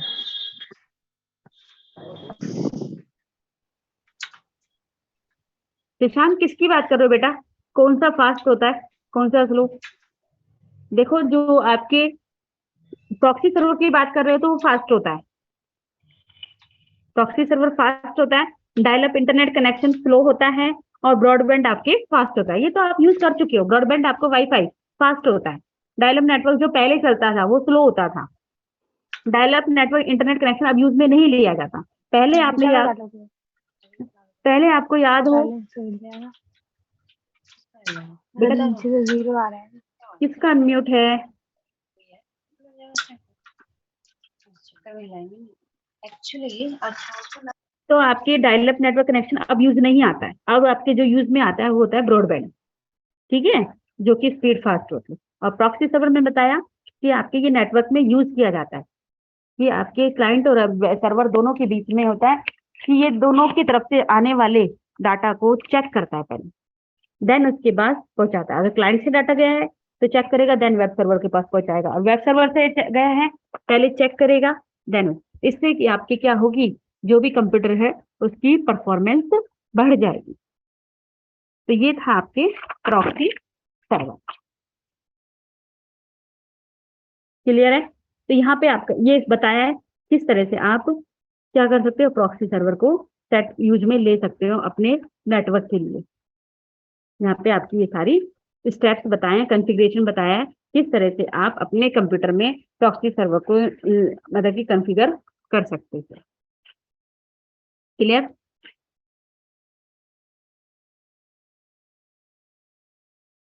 हाँ जी, तो यहाँ पे आपका ये ब्लॉक क्या होता है, कंप्लीट होता है। अभी 2 मिनट का टाइम दे रही हूँ, अगर किसी को कोई क्वेरी है तो प्लीज इस चैप्टर में से पूछ लीजिए, अदरवाइज मैं नेक्स्ट चैप्टर स्टार्ट कर रही हूँ। कि कोई सॉफ्टवेयर कंपोनेंट, कोई हार्डवेयर कंपोनेंट। हाँ जी, ये लैन क्या होता है? LAN? Local area network. बेटा ये स्टेप नहीं आते हैं। ये जो स्टेप्स हैं ये मतलब कि कॉन्फ़िगरेशन के हैं कि कैसे कॉन्फ़िगरेशन करते हैं या कैसे काम में, ये स्टेप नहीं आते हैं। सिंपली पूछा जाता है कि क्या होता है, प्रॉक्सी सर्वर क्या होता है, डिस्क डिफ्रेगमेंटर क्या होता है, चेक डिस्क क्या होती है, स्टेप्स नहीं आते।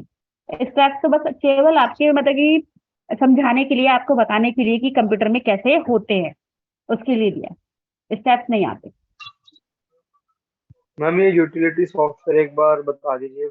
हाँ बेटा, समझ यूटिलिटी गया। सॉफ्टवेयर यही है, ध्यान से सुनो मैं क्या कहना चाहती हूँ कि आप कोई कोई डिवाइस है उसको मेंटेन रखने के लिए, वो सही से काम करे, उसके लिए जो सॉफ्टवेयर काम में लेते हैं। अब ये बताओ, एंटीवायरस, एंटीवायरस कंप्यूटर की ये कैसे हेल्प कर रहा है, बताओ। मैं कहती वायरस हूँ, हाँ मैंने बोला कि एंटीवायरस एक यूटिलिटी सॉफ्टवेयर है, तो वो कैसे हेल्प कर रहा है कंप्यूटर की? मैम वायरस से बचाता है, उसको डिटेक्ट करके बताता है। वायरस को बचाता है ना, और तो उसका देखो, वो कंप्यूटर का तो कोई काम नहीं कर रहा ना, लेकिन कंप्यूटर ढंग से काम करे, सही से काम करे, उसमें हेल्प कर रहा है ना।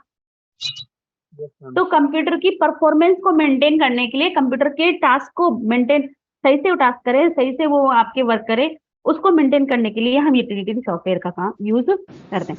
अब मैंने बताया कि डिस्क कंप्रेसर या फिर डिस्क फ्रेगमेंटर, कि वो आप स्पेस सेविंग करता है, स्पेस प्रोवाइड करवाता है। उसने वो कंप्यूटर का कोई टास्क नहीं किया, लेकिन आपने कंप्यूटर को क्या कर दिया, स्पेस प्रोवाइड करवा दिया, जिससे कि वो ज्यादा डाटा स्टोर कर सकता है। तो आपके कंप्यूटर के काम को करने में हेल्पफुल रहते हैं कि वो अच्छे से कैसे बेटर काम कर सके computer. Clear? Yes ma'am. Any doubt?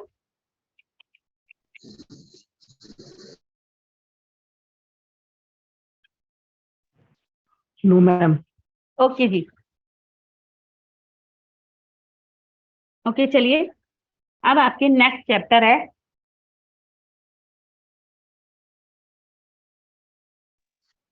Hello ma'am. हाँ जी बोलिए।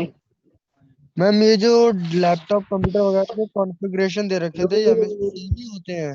हाँ जी, किसमें होते हैं? ये लैपटॉप वगैरह के जो कॉन्फ़िगरेशन दे रखे थे, कॉन्फ़िगरेशन, हाँ ये जी, हमेशा सेम होते हैं? हमेशा सेम होते हैं? नहीं नहीं नहीं बेटा, सेम नहीं होते। मैंने ये पहले ही बोला था कि ये तो आइडियल दिए हुए हैं कि ये चीजें हो सकती हैं, लेकिन अपनी रिक्वायरमेंट के अकॉर्डिंग ये चेंज भी हो जाते हैं। Okay ma'am. भाई इसमें मान लो, मैं एग्जांपल देती हूँ कि डेस्कटॉप में मान लो हमने दे दिया 4 GB रैम, लेकिन हमारी रिक्वायरमेंट ज्यादा है, हमें ज्यादा डाटा स्टोर करना है, तो हमें 4 GB से काम नहीं चलेगा, तो हम क्या करते हैं, 8 GB रैम भी डलवा सकते हैं अपने कंप्यूटर में। क्लियर? Okay ma'am. तो ये तो, और हमें है ना पहले बेटा मैंने डिफरेंस बताया था उसी टाइम।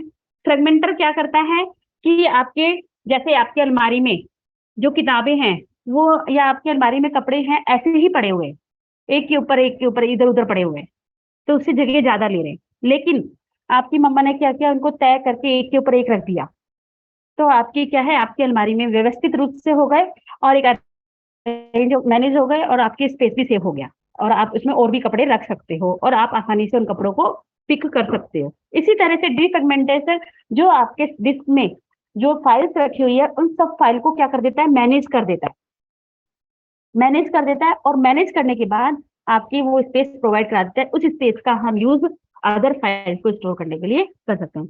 और कंपैरिजन क्या कहता है कि आपको जो आपका डाटा है उसको क्या कर देता है, एनकोड कर देता है। एनकोड मतलब कि दूसरी लैंग्वेज में आपके उसको ट्रांसलेट कर देता है, जिससे कि वो कम स्पेस लेता है। जैसे मैं अगर रियल लाइफ एग्जांपल लूं, तो आपके क्या होता है, कई बार आपने देखा है कि एयर टाइट बैग होते हैं, कि आप कपड़े उसमें डाल के उसकी एयर बाहर निकालते हैं, तो आपके वो कपड़े क्या है, कम जगह लेते हैं। कपड़े वही हैं, लेकिन आपने उनकी एनकोड कर दिया, उनको दूसरे तरीके से आपने उसको स्टोर कर दिया कि उनकी एयर क्या निकाल दी, बाहर निकाल दी। तो आपके मोटे मोटे जो आपने मोटे मोटे गद्दे हैं, रजाई है, तो वो आपके क्या होता है, दब जाते हैं और कम स्पेस लेते हैं। तो इसी तरह से आपने उनको दूसरी भाषा में, दूसरी लैंग्वेज में ट्रांसलेट कर दिया, एनकोड कर दिया, जिसमें कि वो क्या है, कम जगह ले रहे हैं और आपको स्पेस प्रोवाइड करवा रहे हैं। दोनों ही आपके जो सॉफ्टवेयर हैं वो स्पेस प्रोवाइड करवाते हैं, एक फाइलों को मैनेज करके, एक फाइलों को एनकोड करके। अब क्लियर हुआ? ओके जी, ओके। चलिए अब आपके नेक्स्ट चैप्टर पे चलते हैं। नेक्स्ट चैप्टर आपका, देखिए अभी आपने सॉफ्टवेयर पढ़े हैं, थोड़ा बहुत तो आपको सॉफ्टवेयर के बारे में नॉलेज हो गई, इसीलिए मैंने आपको कहा था कि ये सॉफ्टवेयर ध्यान से समझ लेना, क्योंकि नेक्स्ट चैप्टर में भी आपके सॉफ्टवेयर ही आने हैं। ठीक है, फर्स्ट ऑफ ऑल अभी ये मैं बता चुकी हूँ, what is software. Software software आपके कह सकते हो कि software is A sequence of steps जो कि आपके क्या किसी पर्टिकुलर टास्क को करने के लिए किसी एक पर्टिकुलर लैंग्वेज में लिखे गए हैं, वो आपके क्या कहलाते हैं, सॉफ्टवेयर कहलाते हैं। कि आपके और वही ये सॉफ्टवेयर ही हैं जो हार्डवेयर को बताते हैं कि तुम्हें क्या काम करना है, कैसे करना है। तो वो होते हैं आपके सॉफ्टवेयर कि मतलब सॉफ्टवेयर जो भी प्रोग्राम है, मतलब लॉजिकली स्टेप बाय स्टेप जो सीक्वेंस में इंस्ट्रक्शन लिखी है, जो कि आपकी क्या है किसी एक प्रोग्रामिंग लैंग्वेज में किसी पर्टिकुलर टास्क को परफॉर्म करने के लिए जो स्टेप बाय स्टेप इंस्ट्रक्शंस हैं, वो आपके कहलाती है सॉफ्टवेयर। ठीक है, सॉफ्टवेयर कह सकते हो, कंप्यूटर प्रोग्राम कह सकते हो। आप ये डायग्राम दिख रहा है और यही आपके जो कंप्यूटर हार्डवेयर को बताते हैं कि आपको क्या काम करना है और कैसे करना है। ये डायग्राम देखो, आपके प्रोग्रामर ने एक सॉफ्टवेयर कोड बनाया और वो सॉफ्टवेयर कोड लिखा, और वो कोड जो सॉफ्टवेयर प्रोग्रामर ने सॉफ्टवेयर कोड लिख के एक सॉफ्टवेयर बनाया, वो सॉफ्टवेयर बन के तैयार हुआ। उस सॉफ्टवेयर ने इंस्ट्रक्शन दिया किसको, हार्डवेयर को, और हार्डवेयर फिर देन आपके उसके बाद वो वर्क करता है कि उसको क्या इंस्ट्रक्शन मिली है सॉफ्टवेयर से। जैसे कि आपने आपकी मीडिया प्लेयर है, मीडिया प्लेयर पे आपने मीडिया को रन करने का इंस्ट्रक्शन दिया, देन आपके हार्डवेयर ही उसको क्या करेगा, उसको रन करेगा और आपको वो मीडिया फाइल दिखाएगा। आपको पता है हार्डवेयर और सॉफ्टवेयर दोनों एक दूसरे के कॉम्प्लीमेंट्री है, कि अगर हार्डवेयर है तो सॉफ्टवेयर काम करेगा, सॉफ्टवेयर है तो हार्डवेयर। ऐसा नहीं है कि बिना हार्डवेयर के सॉफ्टवेयर चल जाएगा, बताओ चल जाएगा? अगर हमारे पास खाली सॉफ्टवेयर है, हार्डवेयर नहीं है, तो क्या हम सॉफ्टवेयर को चला सकते हैं? नहीं। इसी तरह से हमारे पास ओनली हार्डवेयर है और सॉफ्टवेयर नहीं है, तो बिना सॉफ्टवेयर के हार्डवेयर चल जाएंगे? नहीं। तो आपके हार्डवेयर एंड सॉफ्टवेयर दोनों एक दूसरे के कॉम्प्लीमेंट्री, एक दूसरे के पूरक है, तो वो एक दूसरे के बिना काम नहीं करते हैं। क्लियर? तो आज यही सॉफ्टवेयर, इस सॉफ्टवेयर का इवोल्यूशन यानी डेवलपमेंट यानी ओरिजिन कैसे हुआ, ये आपके जो भी प्रोग्राम कोड्स लिखे गए। तो सबसे पहले तो देखिए, जो हमारे ये कंप्यूटर है वो मशीन कोड को समझता है। मशीन कोड यानी बाइनरी कोड, 0 और 1, ठीक है ना। तो 0-1 की कोड को ही समझता है। उस 0-1 की कोड को में आपके प्रोग्राम लिखना बहुत कठिन होता है, कि आप कोई भी प्रोग्राम, कोई भी इंस्ट्रक्शन 0-1 में देना बहुत टिपिकल होता है। इसीलिए डेवलपर क्या करता है, वो इंग्लिश लाइक नोटेशन में प्रोग्राम लिखता है, देन एक सॉफ्टवेयर यूज करते हैं जो उसे इंग्लिश लाइक नोटेशन को किस में कन्वर्ट कर देता है, 0-1 में कन्वर्ट कर देता है। तो वो सॉफ्टवेयर, तो इस तरह से आपके बहुत तरह के सॉफ्टवेयर है। उन सॉफ्टवेयर का सबसे पहले हम पढ़ेंगे, सॉफ्टवेयर के टाइप्स बाद में पढ़ेंगे, कि पहले सॉफ्टवेयर इवोल्यूशन, ये सॉफ्टवेयर का इवोल्यूशन कैसे हुआ। जो आज हम सॉफ्टवेयर देख रहे हैं, जो स्टार्टिंग में सॉफ्टवेयर इस तरह के नहीं होते थे। तो सॉफ्टवेयर में क्या क्या चेंजेस आए ड्यू टू टाइमिंग, कि आपके बहुत साल लग गए, पता नहीं कितने 40-50 साल, बहुत साल लग गए आपके सॉफ्टवेयर को बनाने में।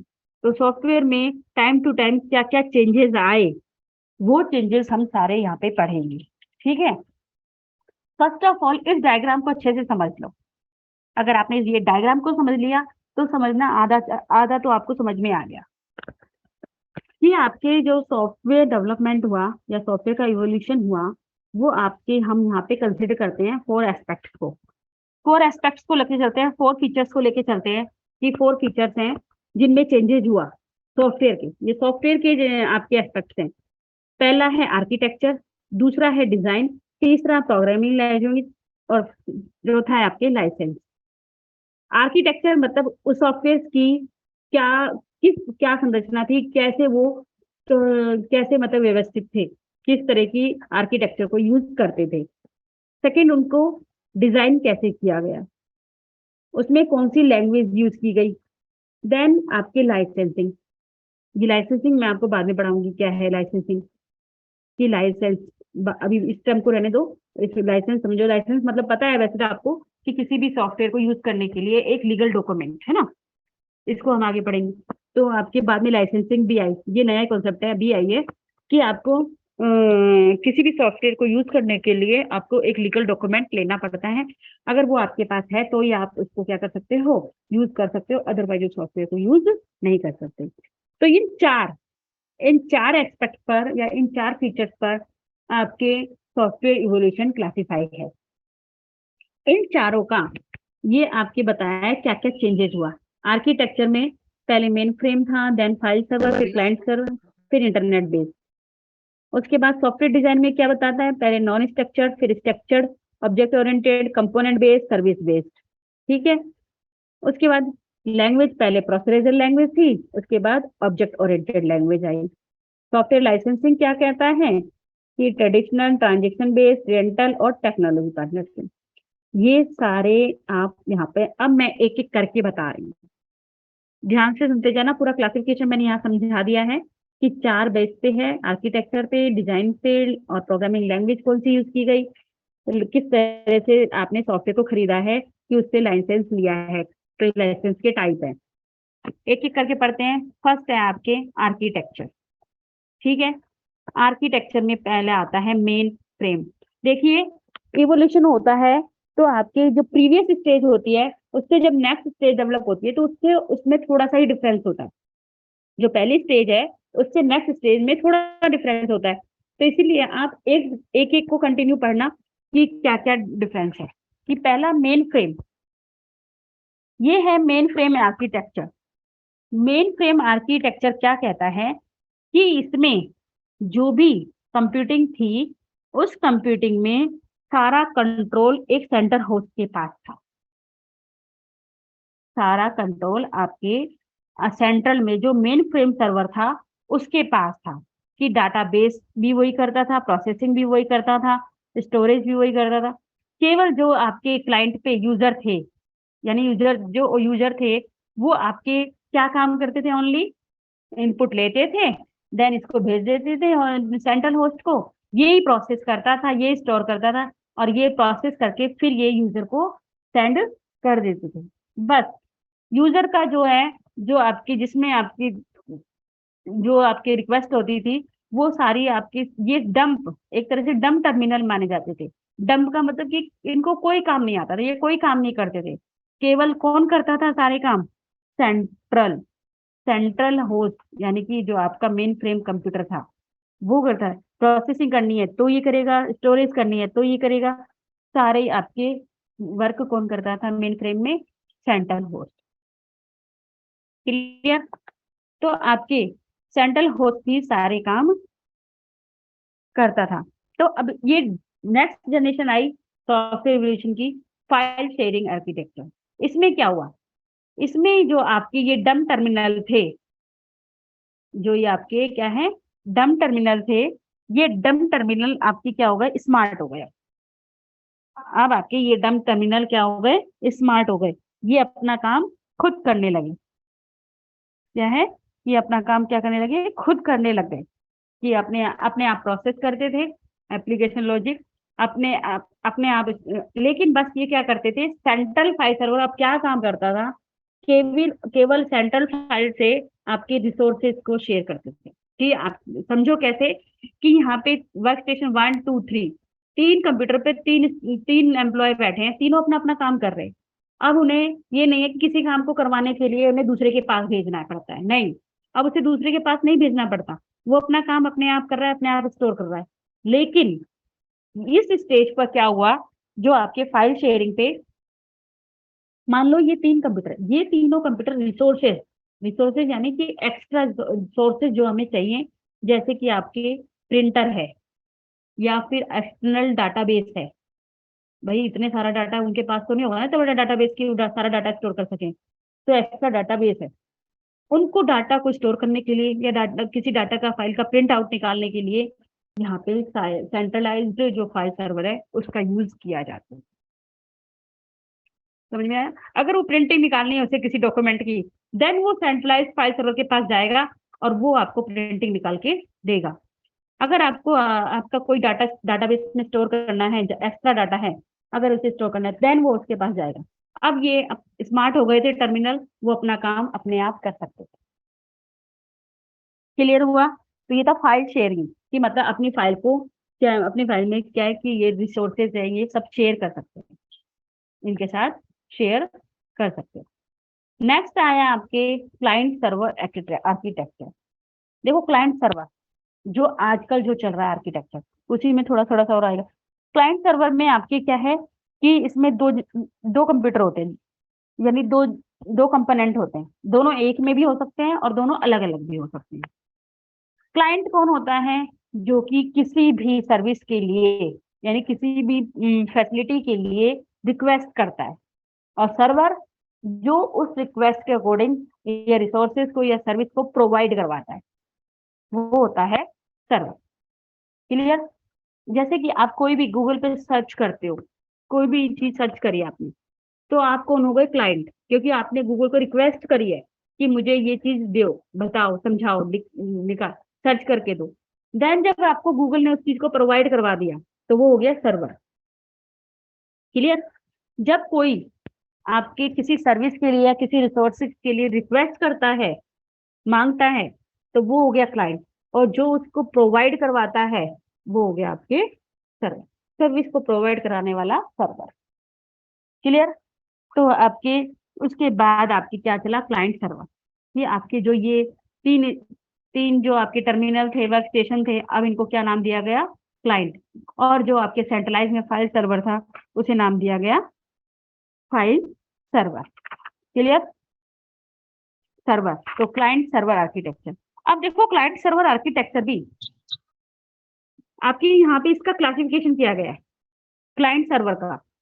अभी हम इस पे चल रहे हैं आर्किटेक्चर पे। आर्किटेक्चर पे आपने पहले मेन फ्रेम पढ़ा, देन फाइल शेयरिंग, देन आपके क्लाइंट सर्वर। क्लाइंट सर्वर को आपके जिसमें क्या बताया कि एक तो रिक्वेस्ट करता है, दूसरा उस सर्विस को प्रोवाइड करवाता है। इसको आप इसमें क्या हुआ, इसको भी इवोल्यूशन में इस क्लाइंट सर्वर का जो इवोल्यूशन हुआ उसको 4 स्टेप में डिवाइड किया है। आपके पहला है आपके to tired architecture. To tired architecture, देखो इस डायग्राम को समझो। टू टायर्ड आर्किटेक्चर, इसमें आपके क्या करता है, देखो जो क्लाइंट है वो रिक्वेस्ट करता है और जो सर्वर है वो क्या कर देता है, आपके उसको रेस्पॉन्ड कर देता है। मान लीजिए क्लाइंट ने कोई सी सॉफ्टवेयर के लिए या उसके प्रिंटिंग के लिए रिक्वेस्ट करी, देन सर्वर ने इसको प्रिंट करके दे दिया। तो इस तरह से आपकी क्या है क्लाइंट सर्वर में, टू टायर में तो सर्वर और क्लाइंट मैसेज के थ्रू अपने क्या कर सकते हैं, एक दूसरे से कम्युनिकेट कर सकते हैं टू टायर में। अब आपके इसमें आपकी क्या है कि जो नेटवर्क के थ्रू हम क्या कर सकते हैं, रिलीवेंट डाटा जो भी क्लाइंट से रिलेटेड है या उससे सर्वर केवल उससे रिलेटेड, उस क्लाइंट से रिलेटेड ही डाटा प्रोवाइड करवाता है। ये आपके अगर दूसरे क्लाइंट का डाटा मांगेगा तो वो इसको प्रोवाइड नहीं करवाएगा, ये केवल जो उससे रिलेटेड डाटा है वो ही प्रोवाइड करवाता है। क्लियर? लेकिन इसमें एक डिसएडवांटेज था। क्या डिसएडवांटेज था कि आपके अगर यहाँ पे नंबर ऑफ क्लाइंट्स बहुत ज्यादा हो जाते हैं, नंबर ऑफ क्लाइंट्स क्या हो जाते हैं, बहुत ज्यादा हो जाते हैं, देन क्या होता है आपके जो कम्युनिकेशन है वो रुक जाता है। वो क्योंकि इतनी सारी रिक्वेस्ट सर्वर के पास पहुंच जाती हैं कि वो सबको एट ए टाइम क्या रेस्पॉन्ड नहीं कर पाता। तो इससे इस डिसएडवांटेज से बचने के लिए आपके दूसरा आया three tier architecture. Three tired architecture. अब थ्री टायर आर्किटेक्चर क्या है, इसमें क्या हुआ कि जो सर्वर काम कर रहा था ना, कि एक प्रोसेसिंग कर रहा था, एक डाटाबेस का कर रहा था, तो उसने सर्वर को 2 पार्ट्स में डिवाइड कर दिया। सर्वर को 2 पार्ट्स में डिवाइड कर दिया कि आपके क्लाइंट्स कुछ तो एप्लीकेशन से रिलेटेड रिक्वेस्ट करते हैं और कुछ आपके डाटाबेस से रिलेटेड। अब क्या होगा कि यहाँ पे क्लाइंट क्या है 2 पार्ट्स में डिवाइड हो जाएंगे। तो आपके जो कहते हैं ना कि नेट उस पे जो आपके बहुत सारे नंबर ऑफ क्लाइंट होंगे, तब भी आपके नेट पे क्या होगा कि जो ट्रांसमिशन है वो रुकेगा नहीं।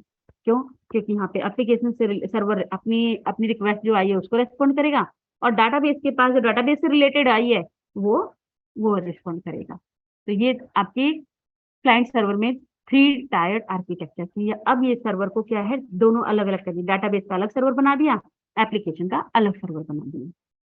क्लियर? कोई भी एप्लीकेशन हो सकती है, मान लो वर्ड प्रोसेसर की हो गई, सर्चिंग की हो गई, जीपीएस की हो गई, आपके प्रेजेंटेशन की हो गई, कोई भी एप्लीकेशन, एप्लीकेशन तो बहुत सारी, अकाउंटिंग की हो गई, मीडिया फाइल की हो गई।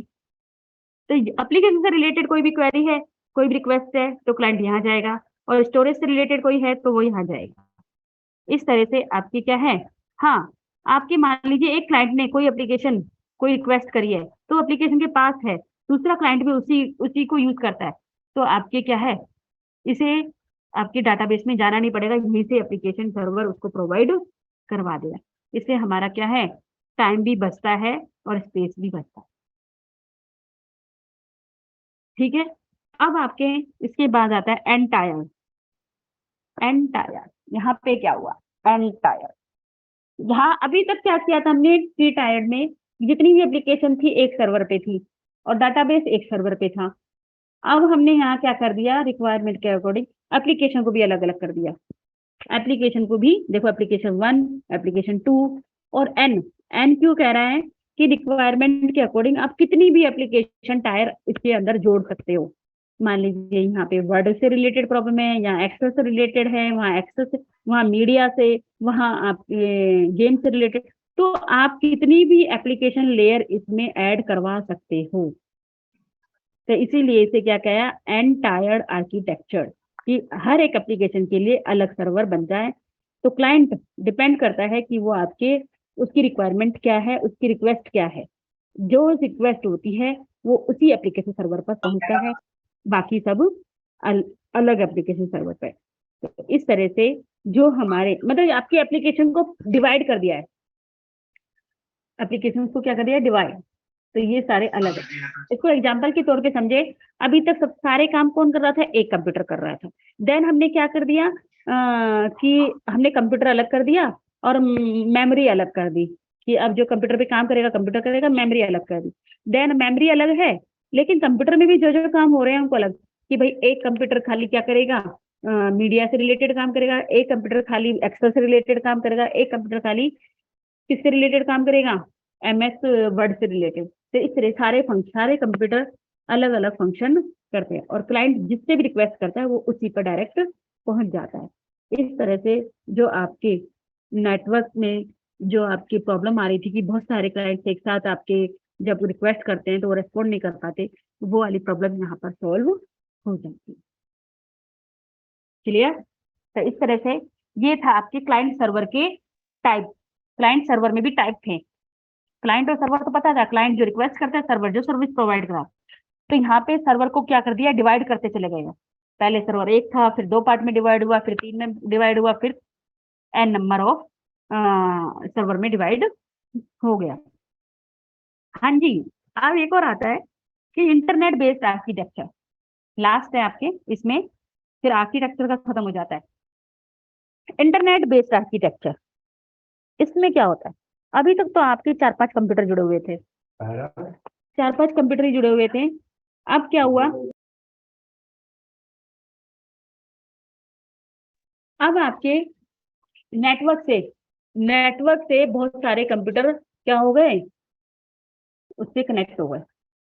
अब आपका जो एप्लीकेशन सर्वर है वो नेटवर्क से जुड़ा है, नेटवर्क पे बहुत सारे क्लाइंट से जुड़े हुए हैं, बहुत सारे सर्वर से जुड़े हुए हैं, वेब सर्वर से जुड़े हुए हैं। तो वेब सर्वर पे तो आपके बहुत सारे एप्लीकेशन सर्वर होते हैं, जिनसे कि आप क्या कर सकते हो, अपनी रिक्वेस्ट कर सकते हो, देन वो आपको रेस्पॉन्ड कर सकते हैं। तो ये थे सारे क्लाइंट सर्वर बेस्ड आर्किटेक्चर। तो अभी यहाँ पे जो मैंने सारे पढ़ाए हैं वो आपने पढ़े आर्किटेक्चर एक्सपेक्ट वाला software evolution, architecture based software evolution. अब हम पढ़ेंगे डिजाइन बेस्ड। डिजाइन बेस्ड में देखो क्या हो रहा है,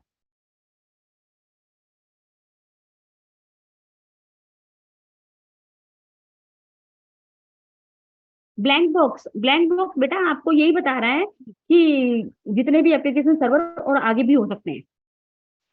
ब्लैंक बॉक्स आपको ये एप्लीकेशन सर्वर 1 है, एप्लीकेशन सर्वर 2, एप्लीकेशन 3, मतलब number of application server. Clear?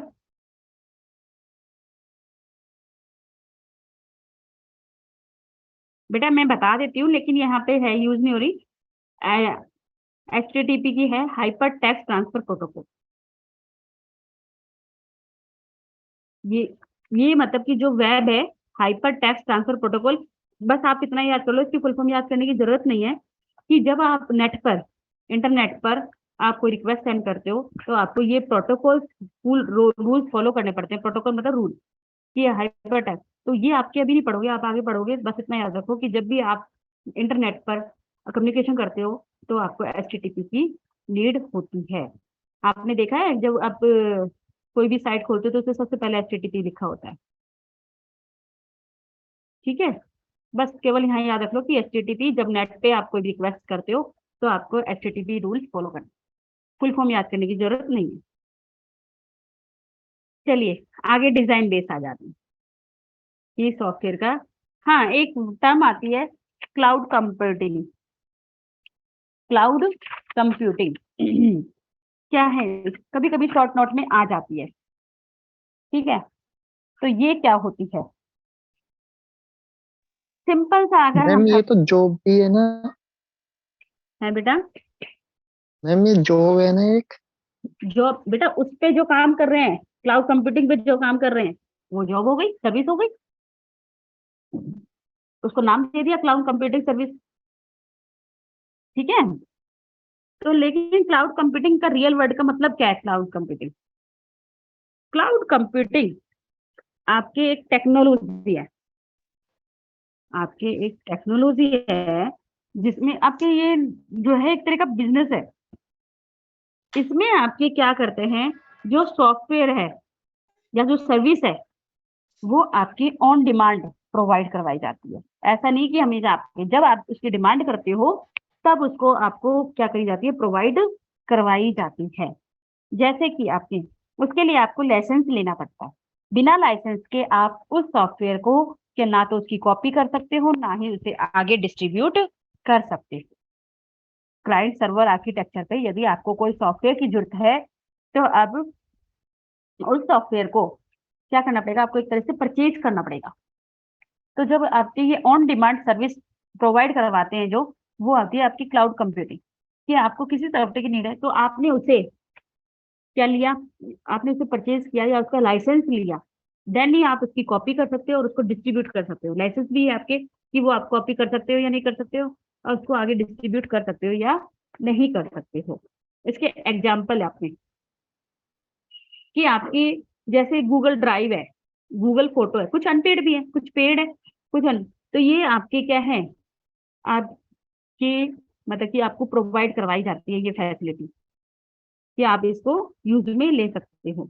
ये आपकी अनपेड है, अनपेड क्लाउड कंप्यूटिंग। लेकिन कुछ पेड होती हैं, जैसे कि आपके OTP है, OTT प्लेटफॉर्म है, ठीक है, अमेजोन है, नेटफ्लिक्स है।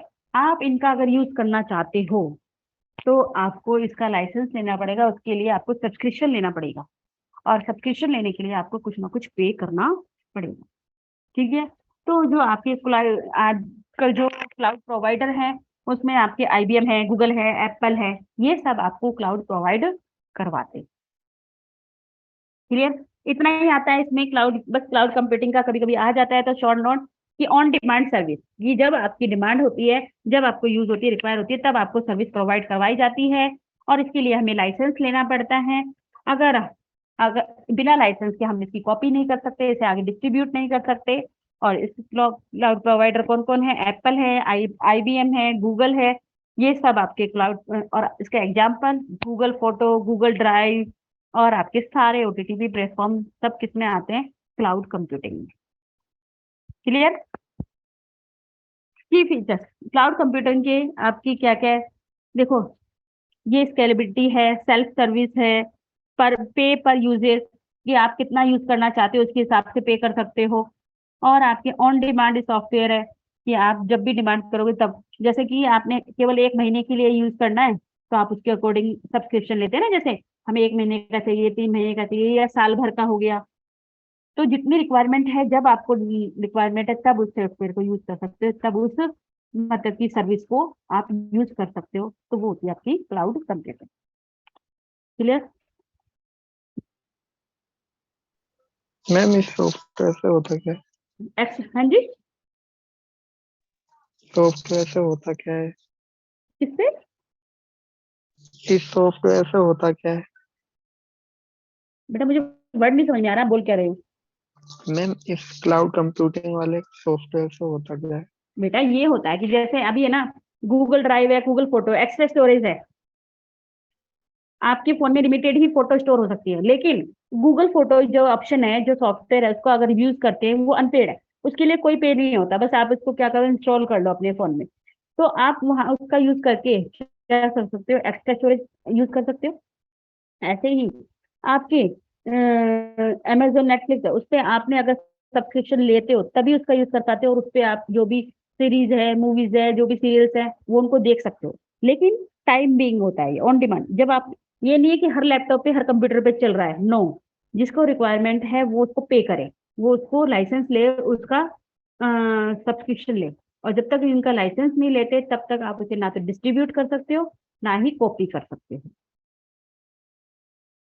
तो अगर हमने अमेजन का सब्सक्रिप्शन ले रखा है, देन ही हम अपने लैपटॉप पे उसको रन करवा सकते हैं, अदरवाइज हम रन नहीं करवा सकते। उस पे हम कोई भी मूवी, कोई सीरियल, कोई सीरीज नहीं देख सकते।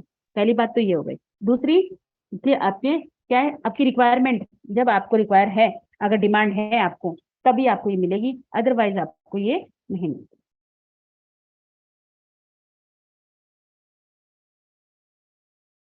बेटा अभी भेज रहे हैं, अभी टाइम है,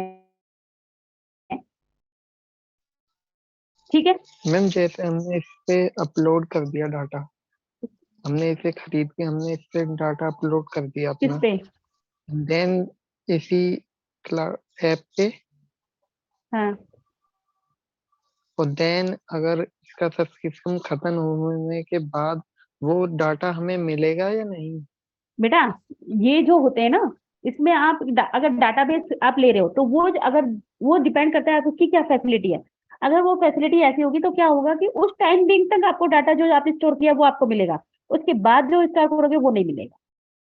मान लो आपने 1 महीने के लिए उस डाटाबेस का यूज करना है, तो उस 1 महीने में जो आपने डाटाबेस यूज किया, उस डाटा को डाला है, वो तो आपको मिल जाएगा। लेकिन 1 महीने के बाद जब आपका खत्म हो जाता है लाइसेंस, देन उसके बाद आप डाटा स्टोर कर रहे हो तो वो आपको प्रोवाइड नहीं होगा।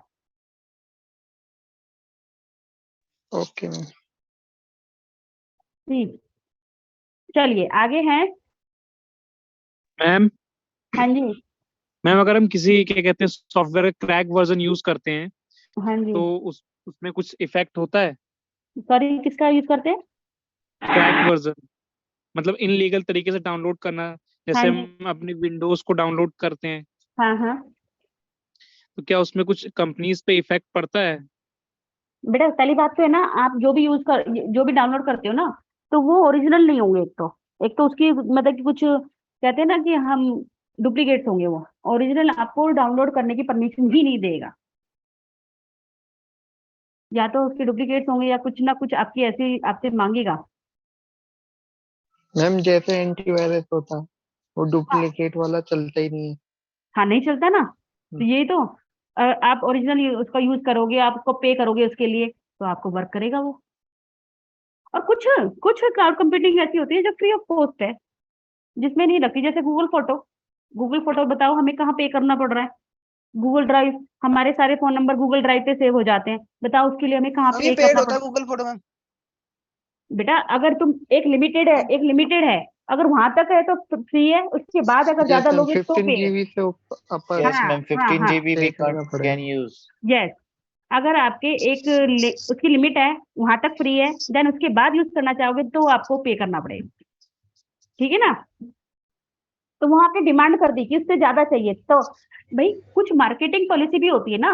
गूगल फोटो ने आपको इतनी फैसिलिटी दे दी कि आप अपने फोन में से ना करके दूसरी जगह अपनी फोटो सेव कर सकते हो, आपको उसकी हैबिट पड़ गई, तभी तो उसने फिर ना जितनी भी है 50 GB है मान लो, उसके बाद उसने पे करना शुरू कर दिया।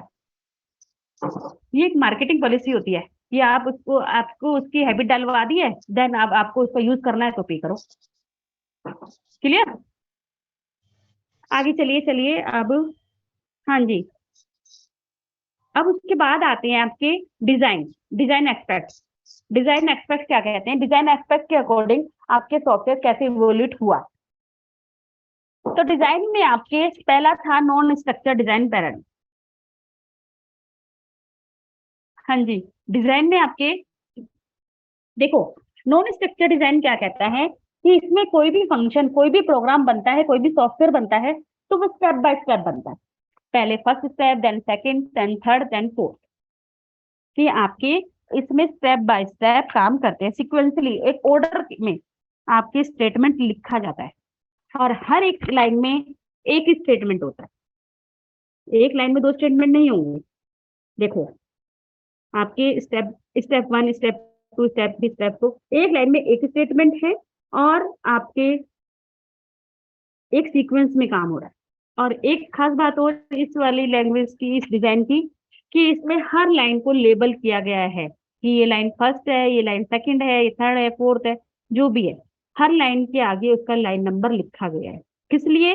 कि आपकी अगर आपको एक लाइन से अगर दूसरी लाइन पर जंप करना है तो आप उस लाइन नंबर का यूज करके उस लाइन पर जा सकते हैं। जैसे यहाँ दिखाया है कि आपने फर्स्ट लाइन पे लिखा गो टू 10, 10 का मतलब 10 नंबर की लाइन पे जाओ। ये देखो हम यहाँ 10 पे आए, 10 पे क्या लिखा है, प्रिंट कर दो लाइन 10, यहाँ पे वो क्या कर देगा, प्रिंट कर देगा। देन इसने क्या कहा कि 2 पे जाओ, फिर हम 2 पे गए। 2 पे इसने लूप चला रखा है कि अगर आई, जो भी आई की वैल्यू है, आई की वैल्यू क्या दे रखी है 12, 12 में से एक गई 11, 11 को चेक किया आप कि 0 के बराबर है, नहीं, तो आप चले जाओ कहाँ पे, 99 पे। 99 क्या कह रहा है, कंटिन्यू, कंटिन्यू पे गए, कंटिन्यू, वो कंटिन्यू हो गया, कंटिन्यू पे दोबारा हम जाएंगे तो वो प्रिंट करेगा लाइन को, देन गो टू। इस तरह वो जब तक चलता रहेगा जब तक यहाँ पे वैल्यू क्या नहीं हो जाए, 0। तो ये डिजाइन क्या कहता है, इस डिजाइन में आपके स्टेप बाय स्टेप काम करता है, हर लाइन में एक ही इंस्ट्रक्शन होती है और हर एक लाइन पर हर एक लाइन मार्क्ड होती है, ये लेबल्ड होती है, जिसकी वजह से हम क्या है एक लाइन से दूसरी लाइन पर क्या जंप कर सकते हैं और उससे कम्युनिकेट कर सकते हैं। फर्स्ट डिजाइन तो ये बोलता है। उसके बाद सेकंड डिजाइन आया। सेकंड डिजाइन, यहाँ देखो ये डायग्राम। सेकंड डिजाइन क्या कहता है कि आपके कोई भी स्टेप है वो आपके सीक्वेंस से तो होगा, लेकिन आपके यहाँ पे कुछ ऐसा प्रोसीजर बना देते हैं जो कि आपके प्रोग्राम में कई बार काम आ रहा है, बहुत बार काम आ रहा है, तो उसको हम अलग से डिफाइन कर देते हैं, उसको हम अलग से डिफाइन कर देते हैं, जिससे कि जब उसको यूज करना होगा देन हम उससे कनेक्ट कर लेंगे। तो इस एग्जाम्पल को समझो, ये एग्जाम्पल क्या कहता है, इसमें जो एग्जाम्पल है उसमें आपके जो है, इसमें आपके क्या कहता है कि यदि सबसे पहले हमने स्टेप 1 में क्या किया, चेक किया, कंडीशन चेक करी, और इस चेक करते हैं, और इस कंडीशन को चेक करने के बाद यदि वो इवन नंबर है, इवन नंबर है तो आपके किस में चला जाए, इवन नंबर है तो इसमें ऐड कर दें एक, स्टेप 2 में क्या कर दिया, एक ऐड कर दिया। अगर वो ओड नंबर है तो आपके ये यहाँ पे आ जाए डायरेक्ट। तो देखो इवन नंबर था तो एक स्टेप और जुड़ा कि उसमें आपके 1 ऐड हुआ, तो देन स्टेप 4 पे आया, और यहाँ पे अगर वो पहले से ही ओड है तो डायरेक्ट 3 पे आ गया। अब दोनों के पास ही क्या हो गए, ओड नंबर दोनों के पास ओड हो गए। देन यहाँ पे हम चेक करते हैं अब कि ये प्राइम नंबर है या नहीं, जो भी ओड नंबर आया है, अगर वो प्राइम है तो यहाँ प्रिंट कर दे it is a prime number, अगर वो नहीं है तो यहाँ प्रिंट कर दे it is not a prime number. चलिए, इस तरह से एक प्रोसीजर जो कि आपके पर्टिकुलर टास्क के लिए होता है उसे हम अलग से भी क्या कर सकते हैं, डिफाइन कर सकते हैं।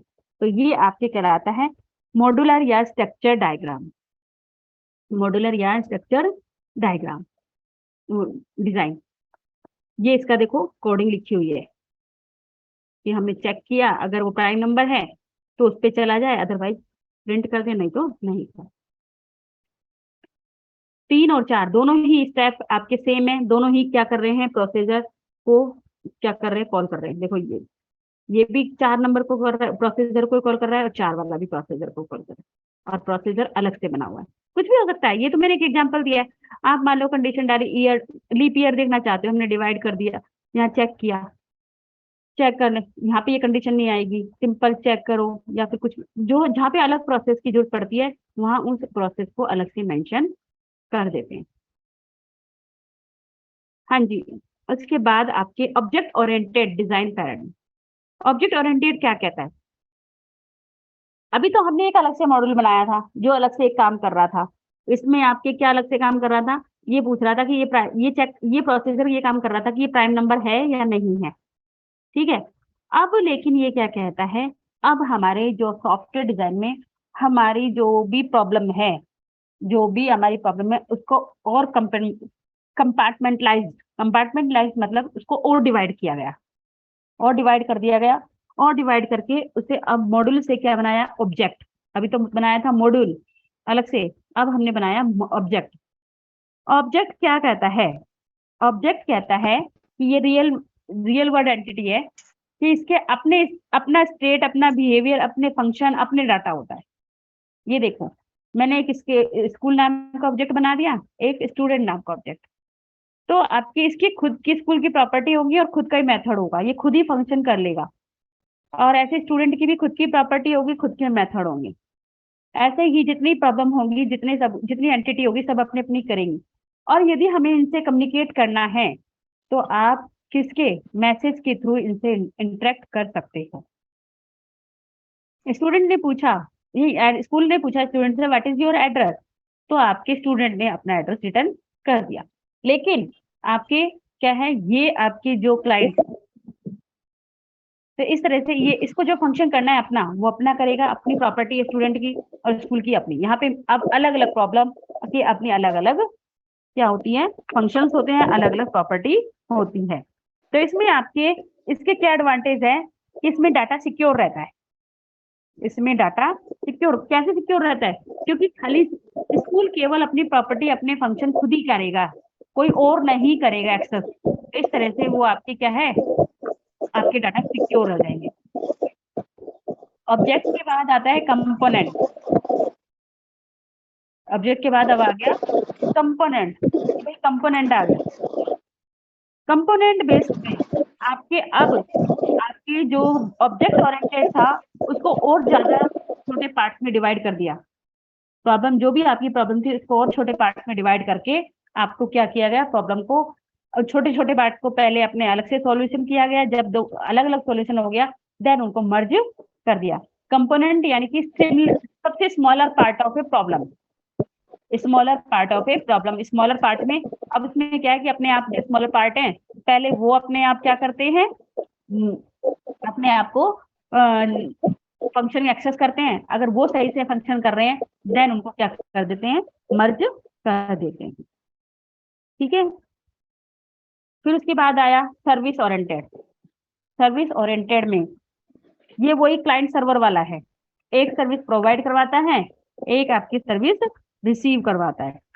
इसमें प्रॉब्लम में आपके मॉडल में service provider and service receiver, ये जो यूजर होता है वो आपके सर्विस को क्या करता है, रिसीव करता है, और सर्विस प्रोवाइडर क्या होता है, उसको प्रोवाइड करवाता है। और ये जो आपकी इंफॉर्मेशन एक्सचेंज होती है वो किसके थ्रू होती है, मैसेज के थ्रू। मैसेज के ही थ्रू ही आपके इसमें इंफॉर्मेशन क्या होती है, एक्सचेंज होती है। तो ये थे डिजाइन बेस पे। अब आती है आपकी लैंग्वेज के बेस पे, प्रोग्रामिंग लैंग्वेज कि कौन सी प्रोग्रामिंग लैंग्वेज यूज की गई। उसमें था ना कि प्रोग्रामिंग लैंग्वेज के बेस पे भी। तो आपके दो टाइप की लैंग्वेज है प्रोग्रामिंग लैंग्वेज में, कि आपके एक तो है प्रोसीजरल लैंग्वेज और एक ऑब्जेक्ट ओरिएंटेड लैंग्वेज। सिंपल जैसे आपने पीछे देखा कि आपके डिजाइन में क्या हुआ था, डिजाइन में भी आपके एक तो सीक्वेंस में काम कर रहा था, डिजाइन कौन सा था, स्ट्रक्चर्ड, और लास्ट में आपके ऑब्जेक्ट बना दिया था। तो स्ट्रक्चर्ड आपके क्या डिजाइन था कि स्टेप बाय स्टेप होता है। इसी तरह से प्रोसीजर लैंग्वेज में भी जो इंस्ट्रक्शन लिखी जाती है वो स्टेप बाय स्टेप लिखी जाती है। और जबकि ऑब्जेक्ट ओरिएंटेड आके नेक्स्ट लैंग्वेज आएगी, उसमें आपके जो इंस्ट्रक्शन लिखी जाती है, जो उसमें ऑब्जेक्ट बना के देन आपके इंस्ट्रक्शन लिखी जाती है। देखो सी, फोर्ट्रॉन, वीबी, ये सब प्रोसीजरल है।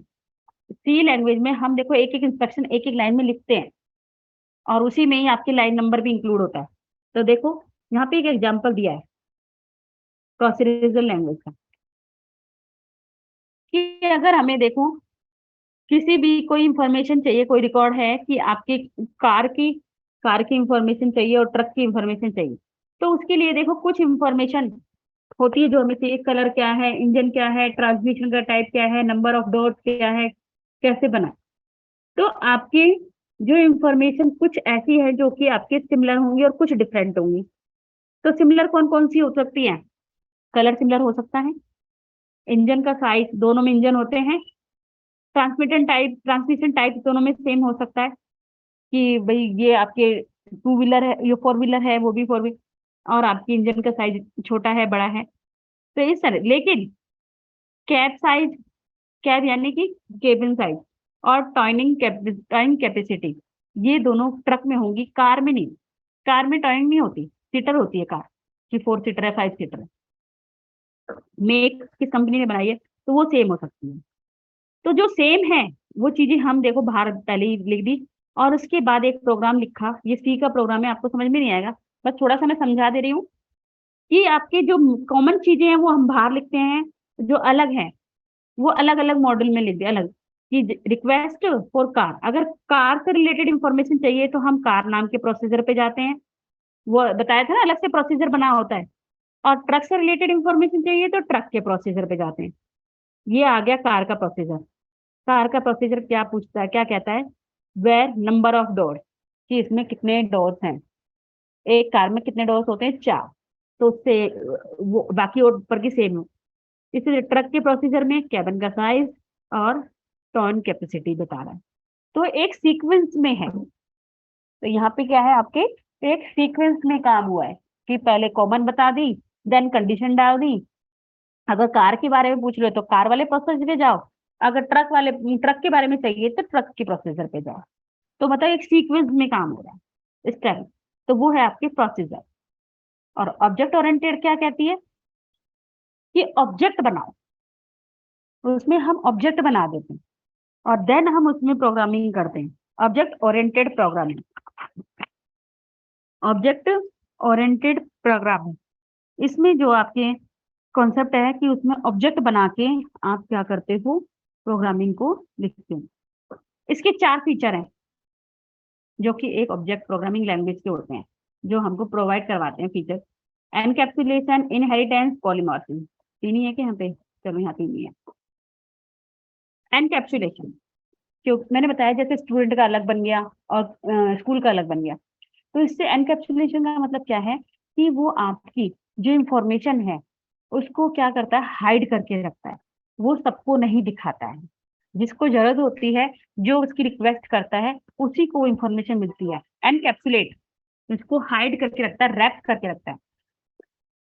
जैसे एक कैप्सूल होता है ना, मेडिकल कैप्सूल, उसमें रैपर जो होता है वो अंदर की मेडिसिन को रैपर करके रखता है, वो उसके बारे में हमें नहीं पता, केवल बाहर कलर देख सकते हैं, उसका नाम देख सकते हैं कि कैप्सूल का क्या नाम है, कैप्सूल का क्या साइज है, कैप्सूल का क्या कलर है, लेकिन उसके अंदर कौन सी मेडिसिन है उसके बारे में हमें इंफॉर्मेशन नहीं होती है।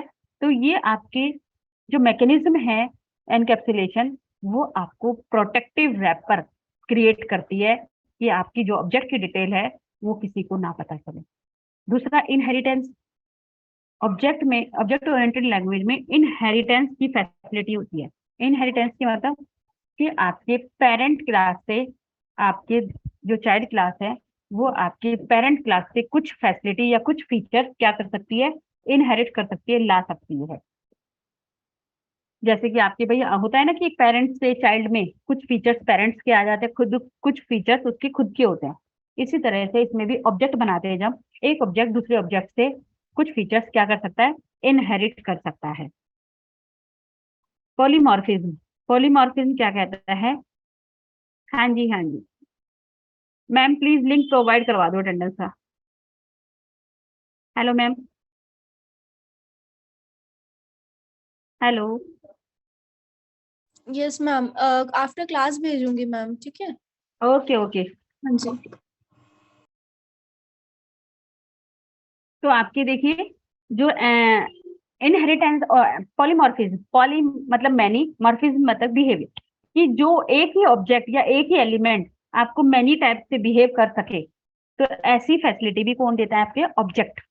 जैसे कि आपके एग्जाम्पल के तौर पे मैं आपको बताऊं, पॉलीमॉर्फिज्म क्या है कि एक बॉय है या गर्ल है, कोई भी है, तो वो आपके एक बॉय है, तो वो आपके एक आपके भाई की तरह भी काम करता है, एक आपके दोस्त की तरह भी काम करना है, एक स्टूडेंट की तरह भी काम कर रहा है।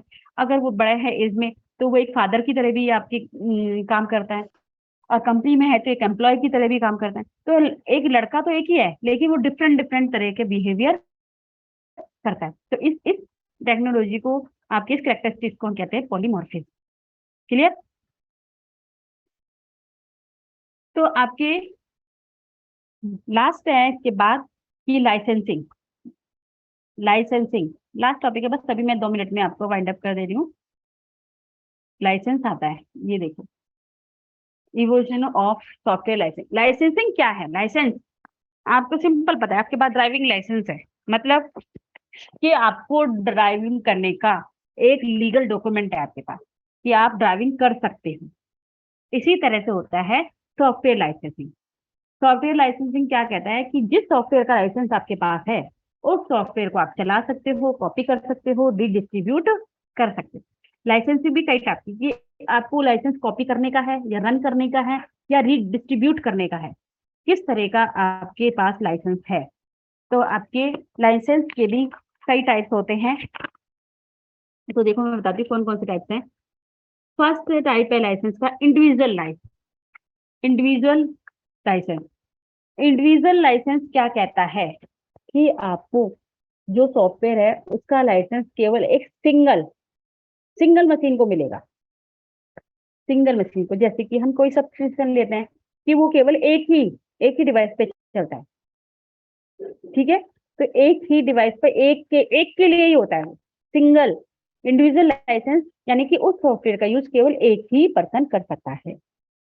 ओपन सोर्स लाइसेंस कि आपके कोई भी सॉफ्टवेयर है वो आपके सोर्स कोड में लिखा जाता है, तो जो आपको सॉफ्टवेयर है वो सोर्स कोड अवेलेबल करवाता है। जो लाइसेंस आपको उस सॉफ्टवेयर का सोर्स कोड भी अवेलेबल कराता है, जिसमें कि आप चेंज भी कर सकते हो, वो आपको कहलाता है open source licensing. Clear? Third होता है कमर्शियल लाइसेंसिंग।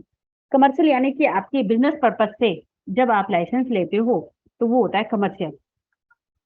कमर्शियल लाइसेंस आपके 4 टाइप्स के हैं, traditional, transaction based and rental और टेक्नोलॉजी। सिंपल इनके नाम से समझ में आ रहा है। देखो, ट्रेडिशनल मॉडल लाइसेंस, इसमें क्या होता है, सिंगल यूजर होगा, मल्टी यूजर होगा, या टेम्परेरी है या फिक्स है, कि आपने फिक्स टाइम के लिए लिया है, 2 महीने के लिए, 3 महीने के लिए, या फिर एक यूजर का है, या सिंगल यूजर है, मल्टी यूजर है। आप तो वो लाइसेंस कि आप इस सॉफ्टवेयर को 2 महीने तक यूज करना चाहते हो या 3 महीने तक यूज करना, या एक ही बंदा उसे यूज करना चाहता है, तो वो तो हो गया traditional model. Then transaction based कि आपके उस सॉफ्टवेयर में आपके क्या है कि कौन सा ट्रांजेक्शन, कौन सी सर्विस आपको चाहिए, उस सर्विस के साथ, कि एक सॉफ्टवेयर में बहुत सारी सर्विसेज होती हैं, तो आपको जो सी सर्विस चाहिए उस सर्विस के हिसाब से लाइसेंस लेना, तो वो होता है आपके ट्रांजेक्शन बेस्ड। रेंट देना, ये आपके जो कोई भी सॉफ्टवेयर है जिसको यूज कर रहे हो उसका टाइम टू टाइम आप पे करते हो उसको, तो वो होता है आपके rental model licensing. Technology partnership, last आपकी लाइसेंस टेक्नोलॉजी पार्टनरशिप। इसमें क्या होता है कि आपकी जो भी आपकी वेंडर टेक्नोलॉजी है उसको एक्सेस करने का क्या कहते हैं, अनलिमिटेड एक्सेस होता है। अनलिमिटेड आप उसको यूज कर सकते हो। इसमें आपके केवल एनुअल फिक्स चार्ज कर दिया जाता है, जैसे कि आजकल आपके मोबाइलों में होता है ना, 3 महीने का इतना पे कर दो, उसको अनलिमिटेड एक्सेस कर सकते हो। तो इस तरह से जो अनलिमिटेड आप इसको यूज कर सकते हो फिक्स पेमेंट पर, तो वो आपके कहलाता है टेक्नोलॉजी पार्टनरशिप। तो यहाँ आपके